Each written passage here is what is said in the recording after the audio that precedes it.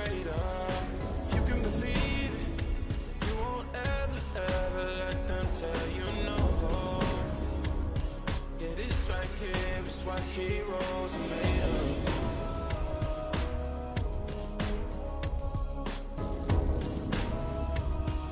This right here is what heroes are made of. This right here, yeah, this right here, yeah, this right here is what heroes are made of.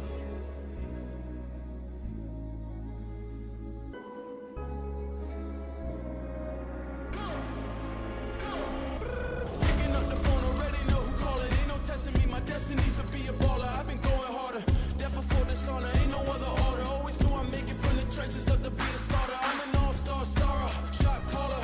Take a look at the glow, bright glow, you see the aura. Look how far they took it, you should know we going farther. Be a legend today, it's all over, we just started. If you can believe it, you can achieve the highs, no. There's nothing to be afraid of.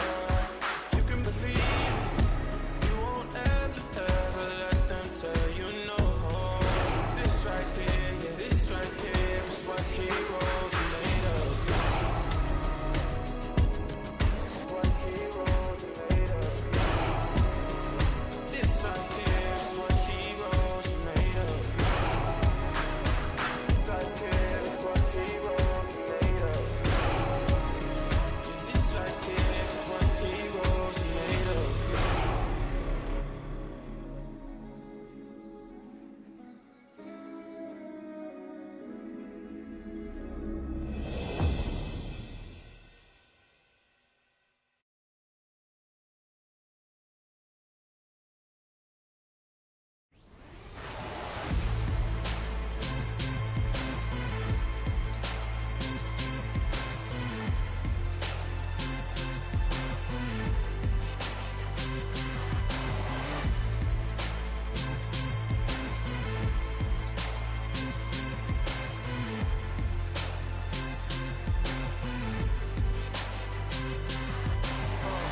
This is game over, you can feel the ground rumble. When I hit the ground running, you should move a lane over.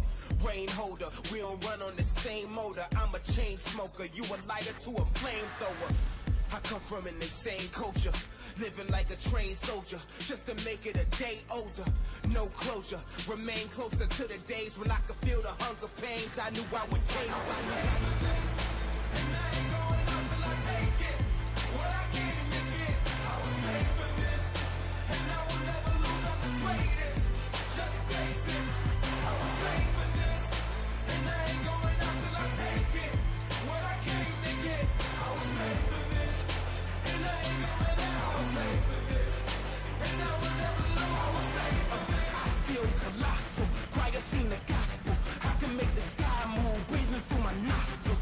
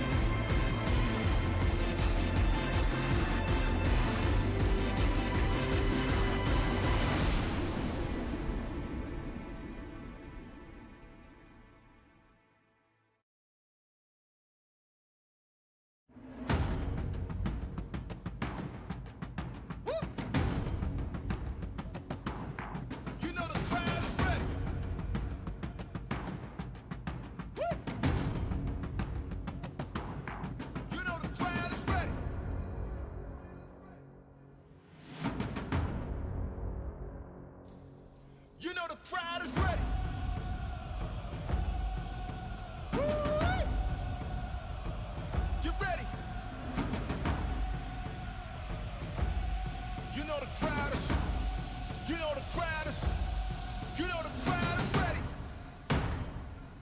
Woo! Woo! I think they're ready for more. Let's settle it. Look at the life that we relish. I'm telling it. I'm the star of the show and the regiment. Can't stop me, bro. Ain't no pedaling. Ain't no riding the wave. Staring right in your face. You know where I'm getting it. This ain't back in the days. Get ready for more and more. Ain't no meddling, no. Gotta know what my head is for sure. I had a show when I was young. I had my back on the ropes. Looking like I never had her on roll. In school of hard knocks. I get hard drops. Got drive even when the car stops. I don't watch it if they let me. Ain't no get ready. When you stay ready, let's go. You know the crowd is ready. You know the crowd is ready. Get ready. You know the crowd is ready. Woo, woo. You know the crowd is ready. Get loud and ready. It's time to settle the score. Woo. Get loud and ready. We take no asking for more. Woo. Get loud and ready. It's time to settle the score. Get loud and ready. Get loud and ready. Hey.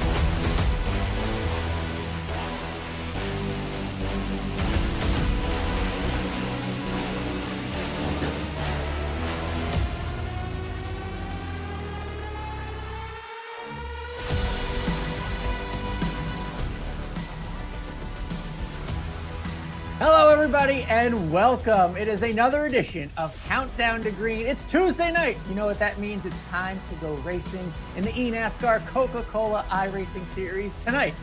from Atlanta Motor Speedway. Thank you so much for joining us here on the Countdown to Green. Normally, it would be Camille joining the show and introducing everybody, but she is off tonight, so it is only myself, Alan Cavana, and my friend, Brandon Cantel.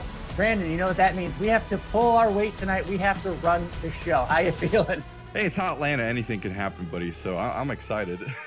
Yeah, it should be a fun race. You know, great historic racetrack out there in Atlanta. 1.5 miles, which is kind of the bread and butter of the series, which makes everyone so successful on these series and in these cars. But before we look forward to tonight's 1.5 mile track at Atlanta Motor Speedway, we need to look back at Las Vegas, another 1.5 mile racetrack that we raced at just a few weeks ago. It was a treacherous race for some and a dominant race for others.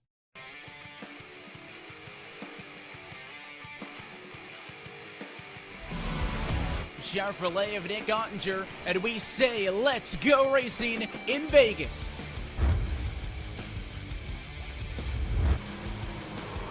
Spinner hard in the outside wall and chasing it down the racetrack. A couple more will get involved. It's Dylan Duvall who saves it, but you can see the 24 machine of Cody Bias there in the back of the field. Spinner off it into turn number 1. It looked like it might have been one of the Williams cars, and it's Donovan Strauss upside down and in the air. We have trouble in the back of the pack. One car to the outside wall. I believe it is the 88 of Briar LaPrade. Oh, trouble. Mitchell DeYoung hard into the outside wall. Single car spin. Big stack up here, and one car to the outside wall. It is Keegan Leahy. Dylan Alt, hard impact with the outside retaining wall. And we'll go under caution once again as they're not done yet piling in.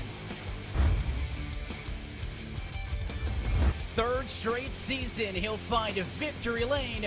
Michael Conti wins at Las Vegas. It was a consequential race for some big names. What did you think of the racing out there, Brandon, in Las Vegas with the next-gen car? Some of those hits looked really, really tough. I'm glad that's virtual. Yeah, especially at those speeds. Yeah. But looking back, I mean, your takeaway, we saw a lot of cautions, but, you know, we saw a lot of names and success out there. What was your takeaway from Vegas? Well, I guess one of my biggest takeaways is I think we really have some of the old guys are resurfacing in the eNASCAR Coca-Cola series again. The veterans are back, guys. We talked about this last time out on Countdown to Green, that this next-gen car could be an opportunity for them, just with it being on the edge, to really show their skills again. And it did just that. We saw the top 5 at one time being occupied by former champions. All 5 of them, Ray Alfala, Ryan Luza, Zach Novak, Michael Conti, and one more at that time. But we saw the old guys really resurfacing and showing what they have, and I'm so happy. It makes me think I can get back out there and race with them. So I'm glad to see them back out there. Yeah, hey, don't call him old, just call him experienced. Yeah. For me, it was one of the guys you mentioned, Michael Conti. It was just his domination during this race that really got me. He led 75 of 100 laps. Now, we know his resume. He's got wins, a championship. It's not surprising that he would win, but the fact that he dominated a race with so many cautions in a new car in such a competitive field, that tells me that puts the field on notice, because again, this was at 1.5 mile racetrack, something we will see again tonight. We will see again throughout the season and in the playoffs. If he can do that at each 1.5 mile racetrack, he has just put the field on notice. So what a dominant performance. I wonder if he can back it up. We will see tonight. But look, with that dominant performance, we shouldn't be surprised that it is indeed Michael Conti on top of the point standings right now. Brandon, when you look at the point standings up and down, looking at playoffs already, what do you see? Well, of course, we have Michael Conti with his great run at Daytona and his win last week at Las Vegas leading it. One quick note I want to look at here. We have to go all the way back to 16th, Alan, with Parker Retzlaff showing the rookie class right now. So some of these guys are really kind of looking for their rookie teammates out there. To find Parker Retzlaff all the way back in 16th, that's a big surprise for me right now. I thought they would be doing a little bit better this early on, with especially Daytona being the first race. But hey, the veterans are here. We said it again.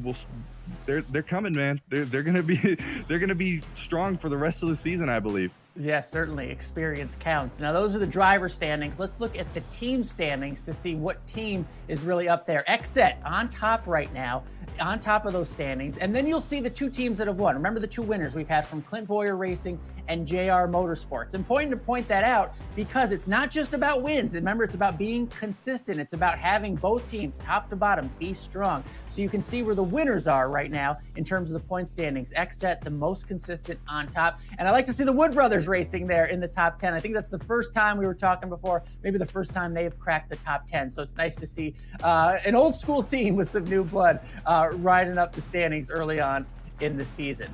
All right, every week we like to spotlight our drivers. Of course, they are the stars of the series here. And this week we are going to spotlight the duo from Mode Motorsports.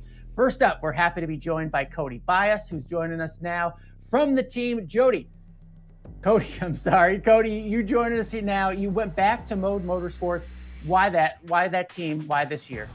Just the loyalty. Those guys over there, Kyle, JR, everybody on Mode Motorsports they're like family. They treat you like family. In 2019, I didn't really perform as well as I would have hoped. And it says a lot about them wanting to reach out to me. I think I was one of the first people they reached out to this year, and it was just a no-brainer. They welcomed me back with open arms, and they're very, very supportive of me, regardless of how well I run. But it's just they're a great group of guys, and I couldn't be with like I said, a better group. And that support's so important. Glad you have it there. Now it's going to take, an effort. It's going to take, we've heard the experience out there that's really thriving. So what's it going to take tonight for you to win at Atlanta? Well, like I said, it's just getting accustomed to the package. It really doesn't suit my style too well. I'm just still trying to learn what it takes to really run up front. You have to be aggressive. You have to take runs when you get them. And that's something I'm not quite comfortable with. I really excel in packages where there's a lot of tire fall off. You have to take care of your stuff. There's a lot of spread between the field, and for tonight I just look forward to hopefully being up front with a good piece. I haven't really been too comfortable yet this week in testing, but I know the group around me prepared really fast cars, and so I look forward to getting underway tonight and seeing what we got. All right, thank you, Cody, for joining us. Not afraid to say he's got a little inexperience and will be learning tonight. Someone who's got experience here at Atlanta certainly is Cody's teammate, Matt Busa, who joins us now. Matt, you have won at Atlanta before. What's it going to take to win tonight with this new next-gen car? Well, I think it's going to take some rear grip the entire run. That's been our biggest issue in testing. Getting the car to be balanced on the short run, still have speed, and also not lose that rear grip on the long run. If you can do that, and shorter races this year, got to have track position, qualify up front, and I think you'll be in a good spot to hopefully contend for the win. And you're one of those drivers with the wins, with the experience on these tracks. Are you doing anything differently preparing for the playoff run this season? Yeah, just doing a lot of what I did last year, stepping up the testing a bit, focusing on qualifying a lot more. Last year I struggled a bit in qualifying, always found myself having to go through the field to the front as opposed to starting up front, stay in there, hopefully staying ahead of the trouble. So I would say this year my number one focus is qualifying. After that, just hopefully avoid some of the wrecks. Hasn't really gone my way the first couple of races with the wrecks, but who knows. Get the bad races out of the way early, be ready to go for wins the rest of the season. Cody Bias is your teammate once again. We just heard from him. He's talking about a little bit about his inexperience. So how's it going having him back? It's been really good. Me and Cody actually were teammates way back, I believe 2011, maybe even 2010. He was on the very first team that I ever joined before I went and worked with Nick Ottinger. So it's been nice to hear his voice again. Haven't heard it in a long, long time. And he's a really quick driver, so I can lean on him if I need some help, and hopefully he can lean on me too, and I can offer the help back. And you can't, it was great to hear from Cody and Matt, but good drivers, of course, but you can't have a good team without a good owner. So now let's go to the co-owner of Mode Motorsports, big racing fan, but you may also know him if you are an NFL fan. The co-owner of Mode Motorsports, Kyle Long, joins us now here on Countdown to Green. So cool to have Kyle here. Kyle, let's first start off Mode Media House. What is that? Okay, so Mode Media House, it goes back to really when I got into gaming. It was H1Z1 was the big first-person shooter that everybody was playing, or third-person shooter, I guess it was, battle royale format, which we've all come to know and love with Warzone and Fortnite. Well, PUBG did it, and H1Z did it before, and yeah, I was gaming in that. I saw people playing that, and I said, I want to build a computer so I can play that game, because I couldn't play on my PlayStation, my Xbox, anything. So I built a computer through some friends that I played Destiny with. I got introduced to JR, and JR is the founder and creator of Mode Media House. That ended up being my stream management, and any of my business dealings in the computer realm, and some in the physical realm were even handled by JR, and he did a great job. Now he's full bore, got this thing rolling well, and now with the Mode Motorsports, he's got his hands full. And he's got his hands in a few other things outside of racing. So it's fun to be a part of that. Mode Media House was really just the umbrella that covered anything from if I needed mods in chat, if I needed somebody to help me with my, this doesn't feel right on my wheel, or my brakes aren't right. What do I do here? This came unplugged, my monitor. For somebody who's not well versed in computers, as you know, it can be a nightmare. And even when you are well-versed in computers, it can be a nightmare, but it's good to have somebody on your side. So that's what JR and his team at Mode Media House was for me as a streamer, and now as a racer, or a wannabe racer, bottom split. That's really my nickname. They help me out a lot. JR helps me out. Glenn Rockefeller Jr., Brian Frick, all guys who are Road to Pro guys, highly rated iRacers, and then obviously the guys we've had in the seats for the Mode cars. That's a heck of a journey. It's certainly cool to have you here in this series. You also have an eye for talent. Why did you get on and back Cody Bias and Matt? Why are they on your team? Well, obviously Busa, I'm going to keep it real short and sweet, 5th in points. And I think he shows out every week. He has an opportunity to be up there. They both qualify well. They put us in good track position at the beginning of race. And as you know, the better you can start, usually the better you can finish. It's all a matter of, like I said earlier, stringing together some successful races. We don't necessarily need to do anything flashy, but I think we have the utmost of confidence in these drivers to get the job done. Obviously, they put in the practice, they put in the time. I wouldn't want ownership bothering me as a football player, and I know that they appreciate me kind of having a hands-off approach. And I know that JR works with them on the marketing side of it. I'm sure they're doing photo shoots and stuff today in the sim. As you know, it's quite a process. It's an awesome thing that you guys put on, and I love it. I'm a huge fan of Evan. Have been for years now, I can say that. And every time I work with him, it's always a pleasure. So make sure you send my warmest regards to Mr. Pasoko. I'll make sure you do that. I know you're busy trying to win Super Bowls, but how often do you yourself get to jump on iRacing? I race every day. When I was in Kansas City this past season, I didn't have the opportunity to race. I got a Logitech wheel out there and it was great. It was awesome, but I couldn't figure out how to tweak it the right way. My desk wasn't the right width. I couldn't hook it onto the desk. I didn't feel like getting a drill bit out, you know what I'm saying? So I played a lot of Warzone during football season, but now that I'm back in Virginia, it is all racing all the time. I do every series from the Formula V cars. I'm going to be having my A-class road license here soon, so I'm looking forward to what that opens up. I've purchased some of the cars, and I've gotten some seat time there. I really like the Ferrari 488. Is a lot of fun. And right now we're doing the 992, I think. Recently, it's been a lot of fun to race that. I struggle in the Porsche. but they're fun to drive. So I do everything. Right now, behind me, I have the Cup car at Sonoma, and I'm going to run some laps. So. All right, we know you got the racing bug. So what would it mean as a team owner to win the team championship? Well, I think that having the championship would really be the cherry on top for what JR set out to do as team owner, team president, team everything. We wanted to have a winning car. We wanted to have 2 winning cars. We wanted to have a season in which we had multiple wins. We wanted to have a season in which there was a playoff win. We wanted to have a championship, whether it be driver or team. And whatever comes first, we'll take it as it comes. We're happy to be in the series. We're very grateful that iRacing and all you folks have allowed us back into the series. Coke is very, very awesome to have. And we're happy to be here. Hopefully we can get this thing rolling even further and keep ratcheting it up.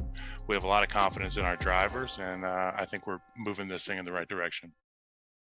Good stuff. Great to hear from Kyle Long. Again, he's trying to win Super Bowls and he's joining us here on Countdown to Green. So that's really cool. It's just great to hear from drivers and owners in general. And we'll bring Brandon back in because it's important to point out the journey that these drivers are able to take to go road to pro and become one of these pro drivers in the series. Brandon, you've been a part of it. What should people know about it? Yeah, hey, quick little note about Kyle Long there. He sounds like a true spoken sim racer when he talks about trying to get those wheel settings just right. The eNASCAR qualifying series is where it all starts. We're open to all sim racers with a Class A oval license, 2.0 safety rating and higher. This is where you kind of jump in. You have to try to make it into the contender series because they only take that top 70 there at the end of the season. And then they have to have the top 20 of that makes it into the Coca-Cola series, which that is, I can tell you, I tried to do that last year myself. Not very easy. I fell just short, 1 spot out. And over again, these drivers will have the same issue of being 1 spot short or so-and-so. But the trucks are the big main factor here because that's where it all starts. These guys will race their heart out. I tell you, their heart out trying to make it into the series time and time again. They'll just fall short or they'll make it in. But we're going to hop back. Sorry. Yeah. No, I mean, you've been through it. So it's so cool to hear your journey, especially with the truck series you're seeing. Those are the new scans. Those are the latest trucks you can get on there and race. For more, we want you to join. There's still time to get on this road to pro. Make sure you join. You get 40% off new subscriptions still. Make sure you log on and join. If you think you can do it, the time is right. Your time is still on right now. Start in the trucks. Maybe you can join us here in 2023. Good stuff there because there is a way to join the series. And the biggest, again, the most important part of the series are the drivers. So let's spotlight some more drivers because the drivers of RFK Racing, Roush Fenway Keselowski Racing, they both happen to be pros here in the Coke Series and in the real world. First up, happy to say we are joined by Caden Honeycutt, who will race tonight. But Caden, we heard you race in the real world. Where are you racing? Actually, yeah, we just raced yesterday in the Old North State Nationals in the Car Sure Late Model Stock Series. I raced for Nelson Motorsports in the number 12 Autos by Nelson Chevrolet. We finished actually second yesterday. We led the most laps, but unfortunately got some strategy bit us right there at the end of the race. But we had a really good car yesterday. But I race in the Car Sure in the Late Model Stock Division full time for Nelson Motorsports. We race in North Carolina, South Carolina area, as well as Virginia. We race in the Triple Crown at Martinsville, South Boston, and Langley Speedway. There's 15 different racetracks that we're going to go to this year in the Cars Tour. It's probably the most competitive short track racing in late models that there probably will ever be in the East Coast where North Carolina is at. Most recognition for sure. That's probably why I want to be there and represent a series that's so well known. It's just an awesome series, an awesome way for me to experience and learn how to race, and also be able to win at is just an astronomical, cool, and awesome experience to have. So that's mostly why I'm in the Cars Tour, and hopefully we move on, hopefully to trucks next year. That's my plan for a part-time schedule. That is so cool to see you out there racing in the real world. I know you wanted that win, but you have another opportunity tonight. What is it going to take to get the win in Atlanta? Well, I think there's going to be a lot of things that are going to have to play out. From what we're working on the car and what we've done to get to this point today, it's going to be really track position worthy. Dirty air is going to kill most of the momentum in these cars. There's going to be a 2-lane racetrack. I feel like maybe not so much 3 and 4, but I do feel like 1 and 2 is going to be able to move around and go wherever you want. Depends on how the car feels. So we'll just see how we are tonight, and I feel like we'll have a really good car. So we'll just have to qualify good, not be in the back this time, and hopefully not get caught up in the first couple lap wrecks that we have been the last 2 weeks. Hayden Honeycutt, thanks for joining us, making moves in all sorts of racing, and so is his teammate Parker Retzlaff, who's joining us now. I mean, what a duo to have over at RFK. Now, Parker, heard a little bit of a rumor. Perhaps you made your NASCAR Xfinity Series debut over the weekend in Phoenix. How was that, man? Yeah, it was my first Xfinity start this weekend, so there was a lot of nerves and pressure I felt like on myself. Everyone told me there was no pressure on me, but I put a lot of pressure on myself all weekend, and I didn't have the finish I wanted, but there was definitely it was a good weekend, lots of learning, and it was a really good weekend overall. Now, really, one of the stories of the weekend was your qualifying lap in that car of yours. You put out a fast lap early, and then you kind of had to wait. What was waiting like? Yeah, I mean, I didn't really know until it was all over, because when I finished my lap, we were second when I ran my lap, and I knew that I left a lot on the table, so I was really disappointed with my actual lap. I mean, it was the first time I've ever been there in an Xfinity car or to Phoenix, so I didn't really have high expectations for myself, and I've never been that good at qualifying in real life, so I didn't know what to expect, but it was a lot better than I expected. You're great in both worlds, both iRacing and obviously out there in the real world. Can you mix the two? Does iRacing, do you practice on there? Does that help you at all in the Xfinity car? Yeah, I did use iRacing. I spend so much time on iRacing every week when I'm not busy doing stuff for real life. So I did do laps before I left. I made sure, because I've never been there before in anything before I got there, and had 20 minutes of practice. So I definitely used iRacing for everything I could before I got there. All right, I've been asking every driver we talked to tonight. You want to get the victory tonight in Atlanta. What's it going to take to get that win? I'm just doing as much practice as I can after I just been getting home and not been doing as many laps as I probably should do every week normally when I'm home and I'm not busy, but I'm doing as much practice as I can, and I'm just going to do everything I can to put myself in a good position. Man, it's been great to hear from all these drivers tonight. It sounds like it's going to be something difficult. Talent will have to rise to get that victory tonight in Atlanta. But now, let's switch over and have a little fun. Brandon, I'll call you back in here because it is time for our favorite moment of the show. Again, Camille can't be here tonight. This is also her favorite moment of the show, so kind of sad not to have her, because it is time for Twitter Rigs, brought to you by Logitech. We're going to check out some of the best ones. This first one here, Brandon, this looks nice. Look at that wraparound screen. That's pretty. This needs a really big graphics card. I can tell you that right now. This is really, really nice. We got the triple monitors here, the button box. This guy's doing it right. All right, good stuff there. Yeah, lots of stuff there. All right, little change it up. Different monitor here for Eric, but you know what he lacks in monitors? He has a roll cage for a race car and a little fan down there. Look at that. Yeah, this is safety 101 for iRacing here. That was good. But check out this rig with all the different steering wheels, the goggles and everything. A little bit of everything. I really like this. Plus the seat belts. This person just screams Class A driver. He's got the blue everywhere. Oh yeah, that's a pretty one there. All right, this one a little more simple. Maybe needs some paint on the walls there, but hey, if it gets the job done, that's a nice steering wheel. Yeah, some paint, maybe some cord management. He's got his AirPods charging there, so he's got the priority set. Oh, I like it. All right, one more here for the Twitter Rigs. No, I like this. This is sleek. This is the opposite of what we just saw. A lot of nice cord management. Good stuff. I guess this one's custom built. This one's really like modern. I really like this. Yeah, modern look, very cool. Make sure you tweet us every week at using hashtag eNASCAR. Tag both NASCAR and iRacing Twitter Rigs brought to you by Logitech. We love seeing what you're racing with because it shows us the passion you have for the sport. All right, let's get to it. We've told you who the drivers are, what they're all about. Brandon, this is the track. What do you know about it? The Atlanta Motor Speedway opened all the way back in 1960. This racetrack, I can't tell you how much the drivers will be looking for grip all night long. They're going to be riding right against the wall. They're going to be riding right against the bottom on the line. They're going to be trying to ride the paint actually in the corners to find as much grip as possible. One quick note, restarts are very, very tough at the Atlanta Motor Speedway. If you restart in the outside lane, consider yourself gone because there is no grip on the outside line when you're restarting here because of the flat surface here on the front stretch.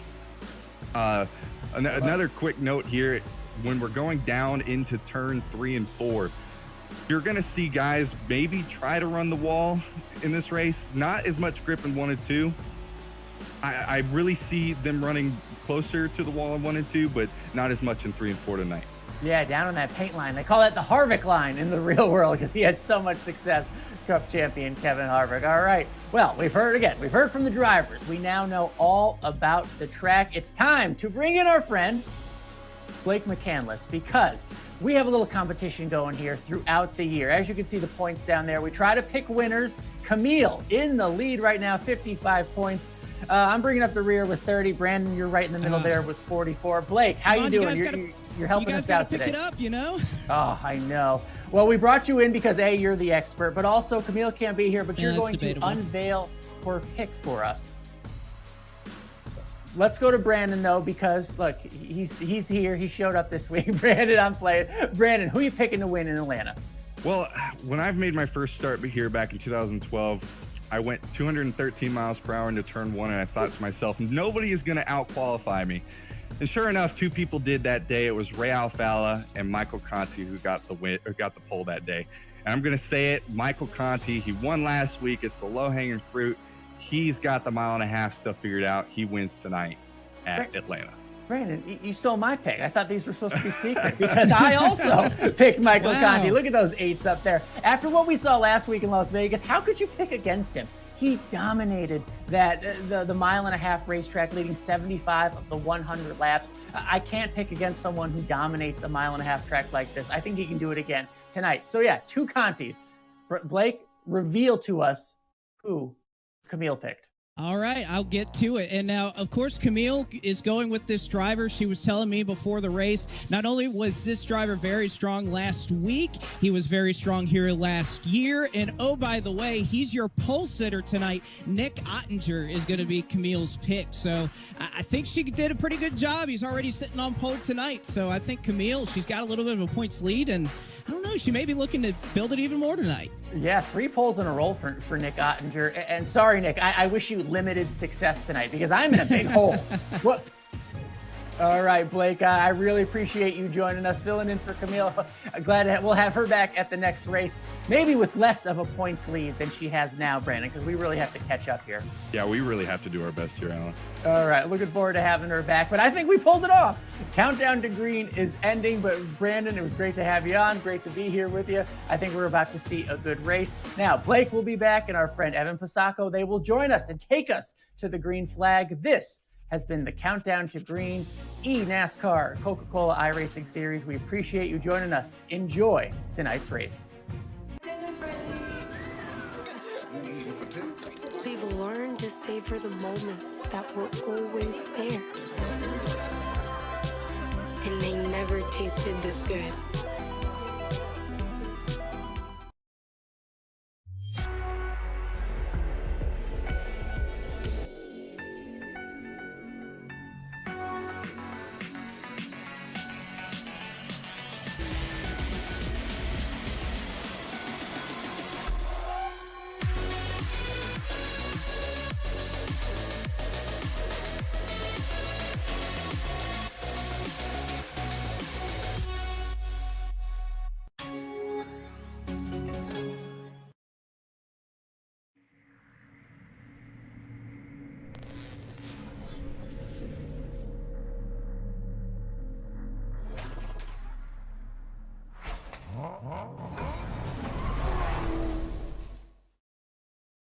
They say that a journey of 1,000 miles begins with one single step. But maybe it begins with one single start. Turn, bump, grind, pit, pass, win, That's crazy what happens on the last lap here. and celebration. In NASCAR, that journey starts here. I am the NASCAR Camping World Truck Series. I am NASCAR. This is your chance to get behind the wheel. The opportunity to race just like the pros. From the grassroots levels, where we all got our start, to the most popular race cars on the planet. From the fairgrounds of Nashville to the high banks of Daytona, to tracks that will never be forgotten. Realistic driving, intense competition, all from the comfort of your own home. This is the ultimate motorsports simulation. This is iRacing.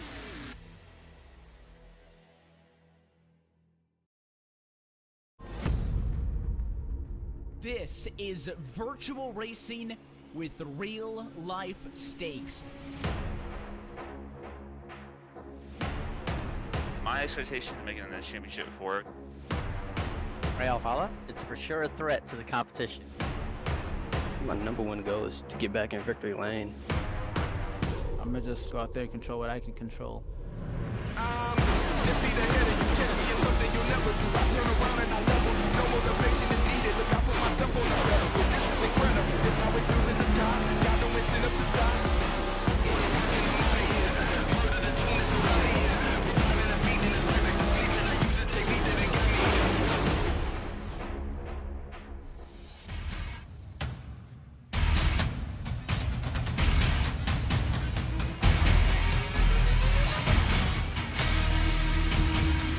The road to $300,000 speeds through the Peach State. We're tonight from iRacing's virtual Atlanta Motor Speedway.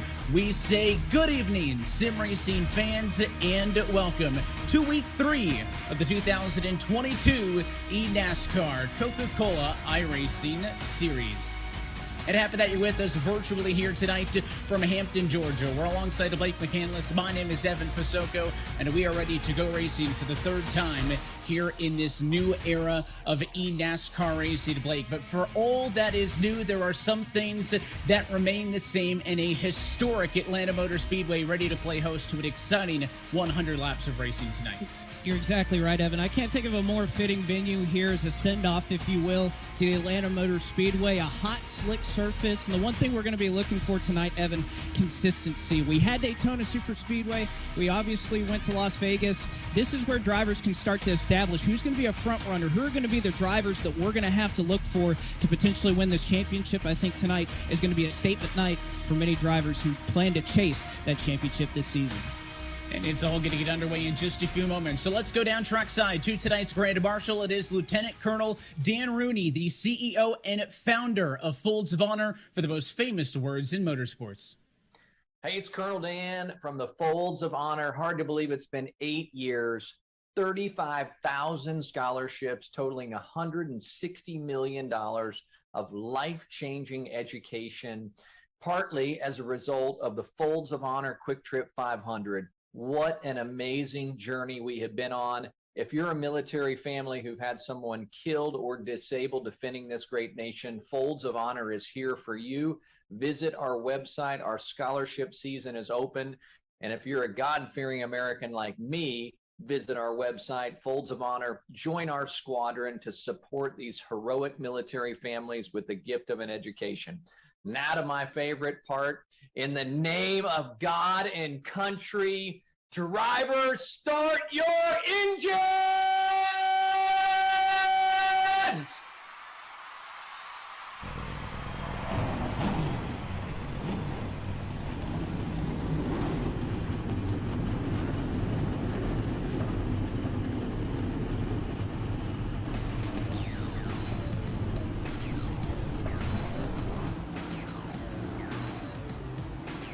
And as we roll, we take a look at our Coca-Cola starting grid, and you heard it on Countdown to Green for a third straight week. Nick Ottinger is on pole this afternoon. He will be alongside the Mode Motorsports number 75 of Matt Busa in second position. Bobby Zelensky, Dylan Duvall will wake up row number 2. They're going to be alongside Keegan Leahy and Steven Wilson on row 3. Graham Bolin starts 7th tonight with Vicente Salas at 8th, and 9th and 10th, row 5, Mitchell DeYoung and Cody Bias.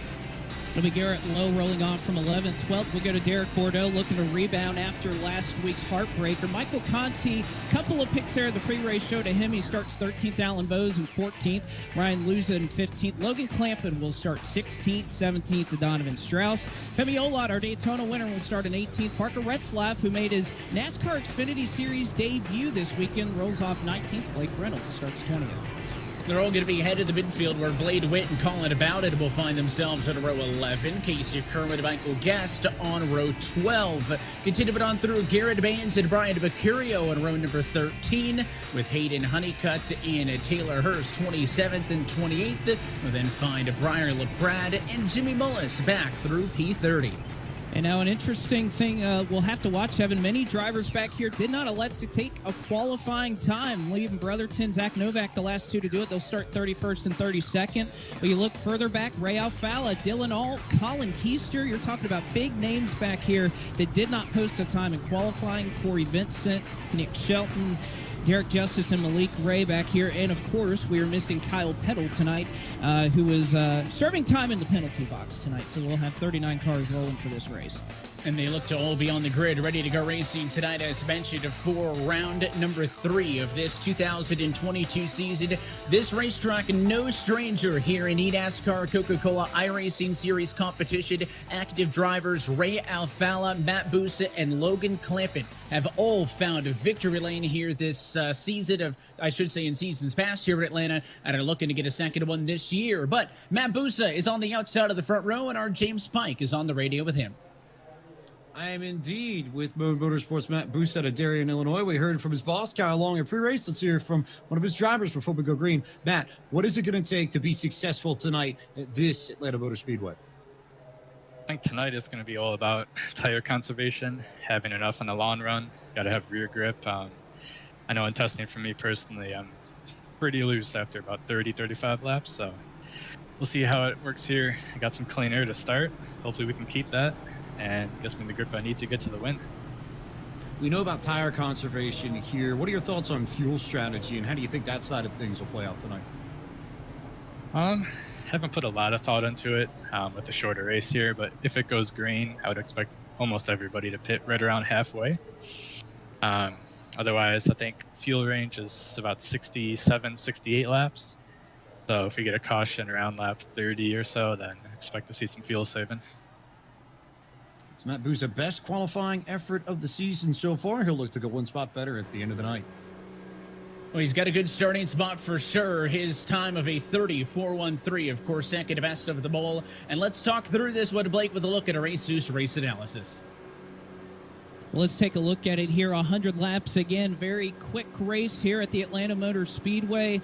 Pit lane delta, you're going to lose about 40 to 45 seconds if you can get down to 50 miles an hour getting on the pit lane. 3 tire sets available. That is going to be crucial, Evan, especially if we see a race like we saw last week. And that fuel window, 60 to 65 laps, also going to come into play if we have a caution around the third way mark of this race. And I even saw drivers that were almost able to stretch it to 70 laps a little bit earlier in practice. And you see the weather conditions out here, very hot, 89 degrees. Don't have too much to worry about, though, without any grill tape that these drivers have on there, but that track temperature is going to creep up. The wind may cool it down. You see a little bit of cloud cover right now in turns 1 and 2, but nevertheless, slick conditions. That's exactly what we like about Atlanta. Well, what we've been discussing earlier in the Blake is what we're going to find as far as who's going to get the handle on this next-gen car first, right, as they continue to learn as we go. And it seems a couple of things have stood out. A lot of Mike Conti picks in Countdown to Green. He was certainly dominant last week at Vegas. But Nick Ottinger's 3 poles in a row, such an impressive stat that's only been done twice other times in series history. Bobby Zelensky won 3 poles in a row in 2019. Novak holds the all-time record 4 in a row in 2017. You got to think Ottinger wants to close one of these out with a win. He certainly does. And again, he ran very strong here last year in the spring. He also had an amazing run last week at Las Vegas. So wouldn't be shocked if that William Byron Esports Chevrolet, that Logitech machine, is going to be really fast tonight. And the lights are out on top of the iRacing official pace car. As always, happy that you're spending your Tuesday evening with us here on eNASCAR.com. The pace car will head down and in. The field is in the hands of the Logitech G Chevrolet for Nick Ottinger as we say, let's go racing in Atlanta.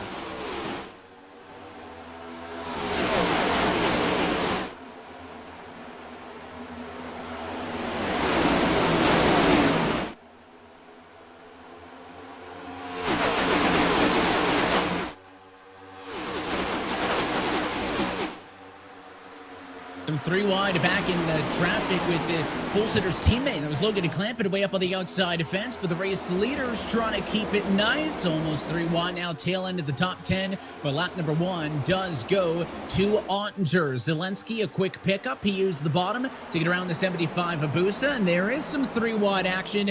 Keegan Leahy's on the very inside of it all and squeezed dead center. Graham Bolin, look out! His Charlotte Phoenix Toyota dives to the outside to find a spot in line. And my goodness, does he make it aggressive to find that spot in line? As you see Clampett there testing the outside of turns 3 and 4. A lot more bumps on the outside of 3 and 4, so you'll likely see many of these drivers favor the top in 1 and 2. 3 and 4 going to be a little bit trickier with this diffuser. You don't like to bottom out. You see a long line of cars starting to roll the top here. Not many electing to take the bottom early on here, Evan. Hey, your race leader Nick Ottinger was on the inside line, but everybody else rolling up top, 5-6 cars strong, and that leaves drivers like that 24 Cody Bias at a tricky position. Now that outside lane more centered on the racetrack down here in 3 and 4 as you go on board and right off of the corner with Derek Bordeaux. Let's see if they go all the way back up to the outside, back off into 1 and 2. See left-hand side, that's the 4 Aluza, and yeah, outside line right up on the outside wall. Blake, we were talking in qualifying how Ottinger and Habusa were able to best the field by taking a high line through Q, and it seems like at least in a race trim, everybody else feels like maybe that's the place to go. Even Habusa thinking here, about it. Derek Bordeaux, another space station machine around. The 6 is halfway spun. They keep it going straight. Mitchell DeYoung gets tagged off the exit of turn number 4, and very early on, caution flag is out. There's Caden Honeycutt. I was racing with him earlier, and oh boy, a big wreck here. A couple of cars going to collect damage out of that. But Evan, this is kind of the problem when everybody is looking for one lane, which right now appears to be the middle of 3 and 4. You're making blocks. They're stacking up, and I believe that was just a ripple effect there that started on the entry of turn 3. But an early caution once again. I believe it was lap 3 at Las Vegas that we saw our first one last week, and this one took about the entire corner before finally the yellow flag flew.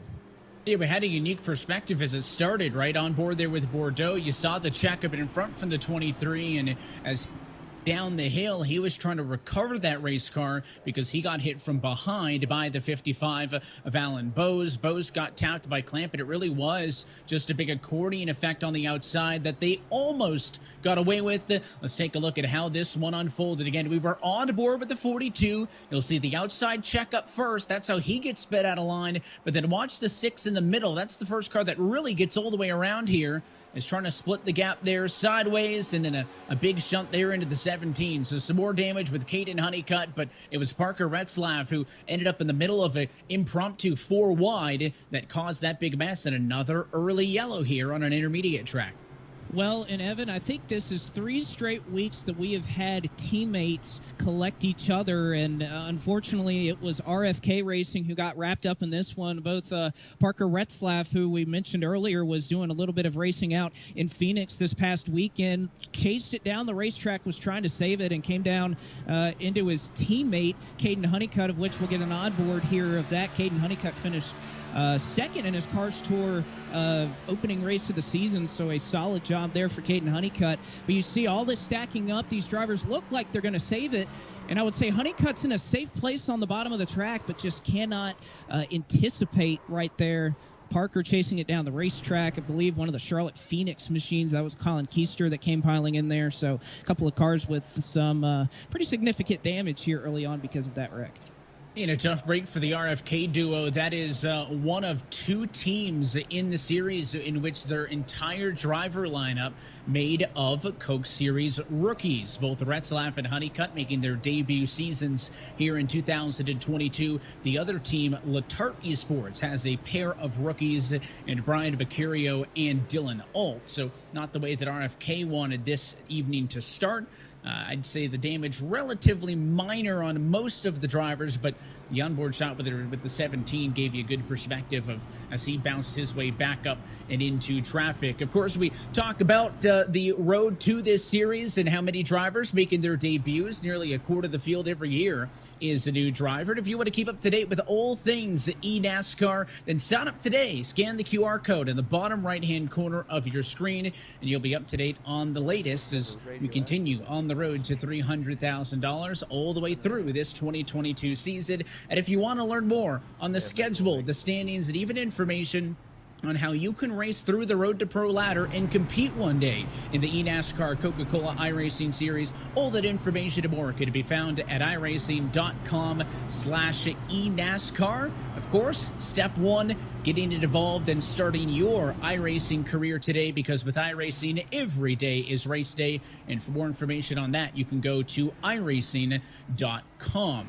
So lights out on top of the pace car. Restart coming up after another quick yellow flag in this race. Nick Ottinger has led all 7 complete laps thus far. A couple of changes in towards the top 10. I think Michael Conti, driver obviously to highlight in this one, started 13th position to Blake. He's +6 to P7. So we'll see his Junior Motorsports Chevrolet back on row number 4. Just things to keep an eye on as we get underway here in Atlanta. Well, we'll see. Conti is going to start on the inside of row number 4. It'll be interesting to see with how everybody seems to want to go right to that top side in 1 and 2, how these drivers that do restart on the bottom. Obviously, Ottinger as the leader, he'll get a little bit of a jump, so he's probably fine in that number 25 Chevrolet. But all these drivers behind, how are they going to get up if that top groove continues to be the preferred line? I'm kind of surprised that we saw it early in the run. I feel like with these air pressures, you get really tight early in the run there, running the top side before they build up, but pretty quickly, Evan, these drivers are finding you got to go to that high side to defend that track position. And we'll see how aggressive drivers are willing to do so, of course, especially those drivers on the bottom lane for this restart. The base car is going to dive off and in. The 25 gets to control this restart as we see it from the perspective of the Coke onboard camera. Back in traffic, you're on board with Dylan Alt.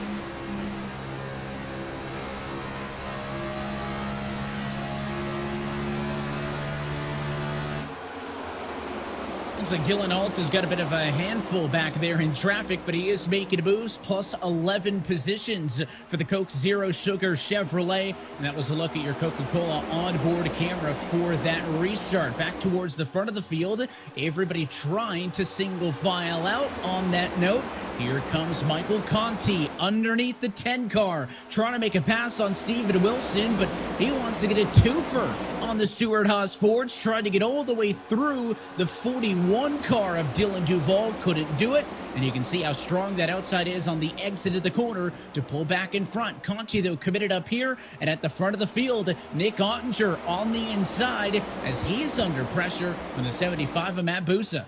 Oh, and a contact there as Conti shuffled back into line and checked up Dylan Duval. So that forces a couple of drivers to make some evasive maneuvers. Dylan Duval comes over the radio. I can imagine that he's not all too pleased with that move there by Michael Conti, but that's what you saw as Conti was able to take advantage when everybody goes up to the top, everybody's stacking up, everybody's not trying to run each other over. That can open up that bottom lane, which these drivers don't seem to favor at the moment, but again, I think if you got a good race car and you see all that checking up, that kind of opens up the bottom lane to, again, get that clean air on the nose. It's a big part of this whole deal as well. Duval wasn't too happy with Conti over the radio, but Conti apologized, said he thought he had a little bit more room, and I said, how aggressive are we going to be to get up in line? And clearly, you're going to be aggressive enough to cut that line a little bit too close sometimes. But the 41 of Duval's been able to drive right back up alongside him. And now Conti's in the same position. He's got speed, but he's going to need to either find a spot in line up top, or he's going to need to pass all of these drivers in the process. Maybe a gap behind the 18. That won't happen. The 19 fills that. And Nick Ottinger up front in the clean air, continuing to go all the way down to the inside. We're 3 wide for third now. Conti underneath the 18 is Zelensky, who is side by side with Vicente Salas. And you look it off at the back of race leader Nick Ottinger. That is a whole lot of chaos in the rear view mirror. Now almost 2 by 2 through the entire top 20. And as we're starting to see drivers noticing all that checking up on the top side, they'll favor the bottom as well. But Ottinger, behind him, it's chaos. In front of him, it's clean. He has control of the racetrack. He can go in whichever lane he wants. And one driver I have my eye on right now is Vicente Salas right now. Number 19, Williams Esports Toyota, has been incredible running the top side of 3 and 4. We know everybody's comfortable running the top of 1 and 2, but that number 19 car right there has been making moves on the top side. It's part of the reason that he's been able to move up from an 8th starting spot up to 4th, but he is more comfortable than any driver I've seen trying to make that outside lane against the wall in turns 3 and 4 work to his benefit. And here's the onboard perspective with Vicente as he rides in 5th position. That's Conti in the 8 machine on the bottom. Again, the inside line's always going to be slower on exit. These drivers are able to wind it up on the outside and carry that speed much better as they come down the hill. And we talk about this old and worn out surface here in Atlanta. This current iteration that we're racing on here now, still got a lot of banking in the mid-20s there up on the outside, and that's how the top is able to be oh so good as they race off of the corners, James. Yeah, and speaking of that top line, we've heard a few drivers already talking about how there may be moments where it might be better to duck to the middle or to the inside just to avoid some of the stack-ups that are happening while most of these drivers running the top lane. Mitchell DeYoung, Colin Bowden, and Ray Alfalla all already talking about that, so we may see some folks duck down low, even though the majority of the field, at least for the moment, is running that high line up by the wall. And I think there is something to be said for that, because that 8 machine of Michael Conti, I remember, started this race back in 13th. Blake, he's driven his way to P4. A majority, if not all of those passes for him were made on the inside line. Certainly so. And again, you have to remember that in the races that we're running earlier, watching these guys do practice, the top side is going to be worse on your tires. It's slicker out there. You're going to heat up the rear tire, especially running out there. You're going to heat up the right front more than running the bottom. So it may be the position you go to try to defend that track position. But as we get further on in this run and you get 15, 20 laps on those Goodyear Eagles, they're going to start to go away, and I think that bottom lane, or those drivers who are on the bottom right now, are going to look awfully sporty later in the run as we get a nice onboard shot here of Garrett Lowe, who you could see a long line of drivers who have started to move towards the bottom, as James Pike just alluded to, and Garrett Lowe right now, you see how much that top side stacks up. You can see Derek Bordeaux start to make up some ground because of it. Yeah, you got to be really timid when you go into the corners, and of course, Garrett Lowe did a good job in his 4th season in the eNASCAR Coca-Cola iRacing Series. The driver out of Gastonia, North Carolina for Wood Brothers Racing. In a battle now, you see the likes of Ryan Luza, Derek Bordeaux, Ray Alfalla, and others. This is just outside of the top 10 at about 1.1 seconds off of the race lead. Is the gap that you're looking at from these drivers to the cars up front. As you can see, they spread out from top to bottom in the running order. And, we talked a little bit earlier in this race on Countdown to Green with Kyle Long. We've already seen some of the Mode Motorsports cars in the field here this afternoon as well. And, Kyle's been a long-time owner in this series now. And Kyle's, of course, super involved here on the eNASCAR side. I know you drive in it as well. And I know you got to love seeing those Mode cars doing well. Yeah, well, I mean, growing up in rural Virginia, central Virginia, there's always racing was always around. I was never really immersed in it. Obviously, nothing like I am today with sim racing. In 2017, I looked at my iRacing profile to see when I got it. It was mid-January of 2017. So now marks 5 years and a month of being on the service. And you can see behind me, I've got a brand new Sim Seats rig. Zach was kind enough to come out and install this himself. He's right down there in Richmond, so it was an easy trip for him. And I love it. I mean, it makes coming up here above my garage, an adventure every time. And, especially now everybody's talking about the metaverse. You can be whoever you want, whatever you want to be. I'm like, dude, you guys have been missing out. You got to get on iRacing.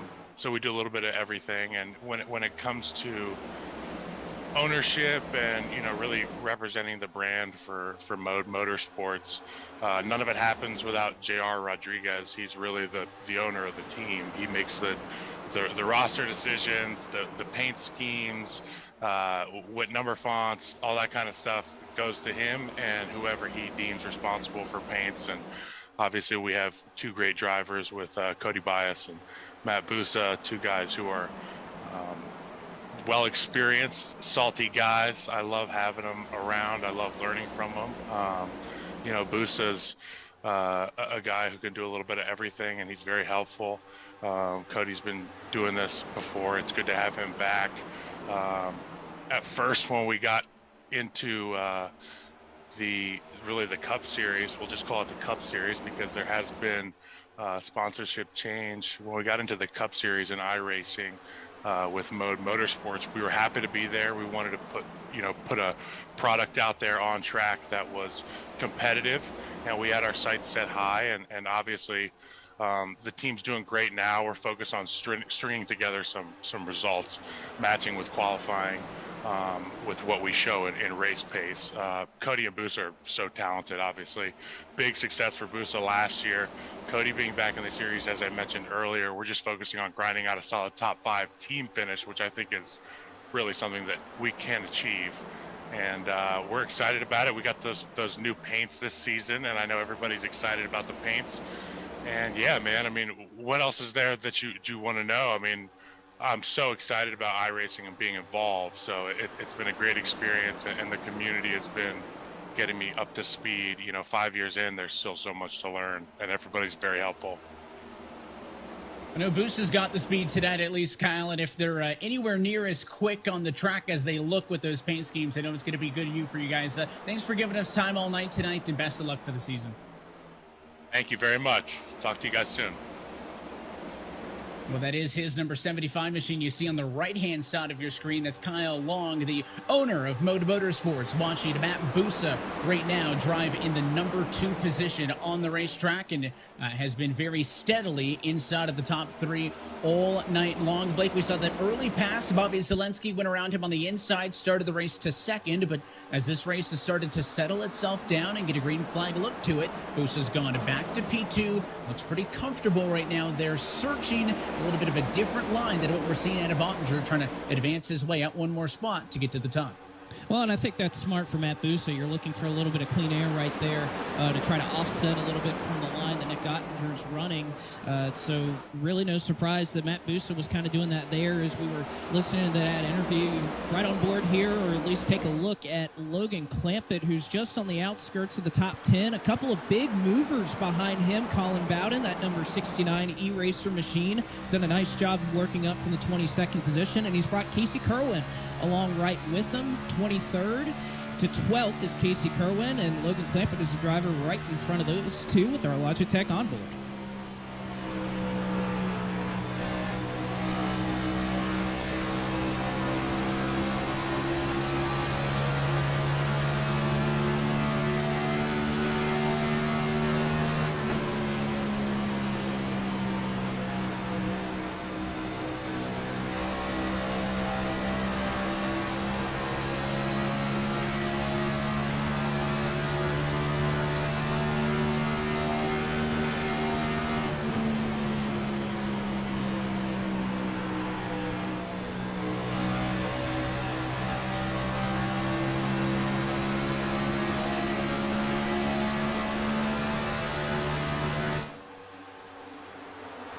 Logan Clampett continues his march through the field, your 2021 race winner here at Atlanta with a ways to go still. But as we pass 1/4 distance, it has been all Nick Ottinger so far. He has led all 31 laps so far for the virtual Atlanta Motor Speedway.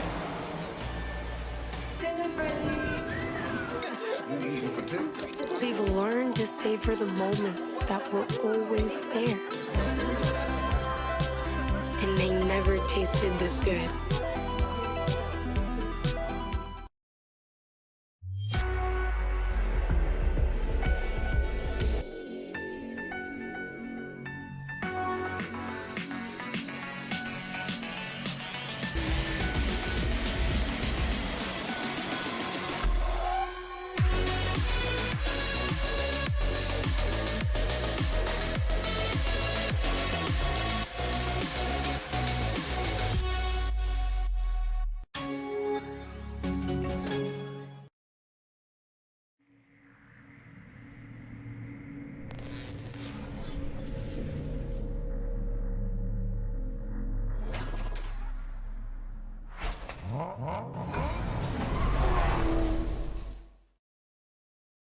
There's a reputation on the track, being built this very minute. One that embraces the crazy. Oh my goodness! The fast. And the unpredictable. That looks into the eye of the competition and screams, bring it. Loud enough so the whole world will see it coming. I am the NASCAR Xfinity Series. I am NASCAR. This is your chance to get behind the wheel. The opportunity to race just like the pros. From the grassroots levels, where we all got our start, to the most popular race cars on the planet. From the fairgrounds of Nashville to the high banks of Daytona, to tracks that will never be forgotten. Realistic driving, intense competition, all from the comfort of your own home. This is the ultimate motorsports simulation. This is iRacing.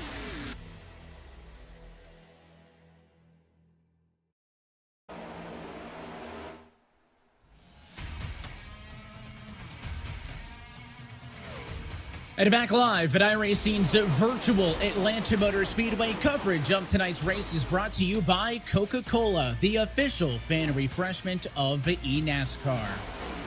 By Asus, the official PC and monitor of eNASCAR.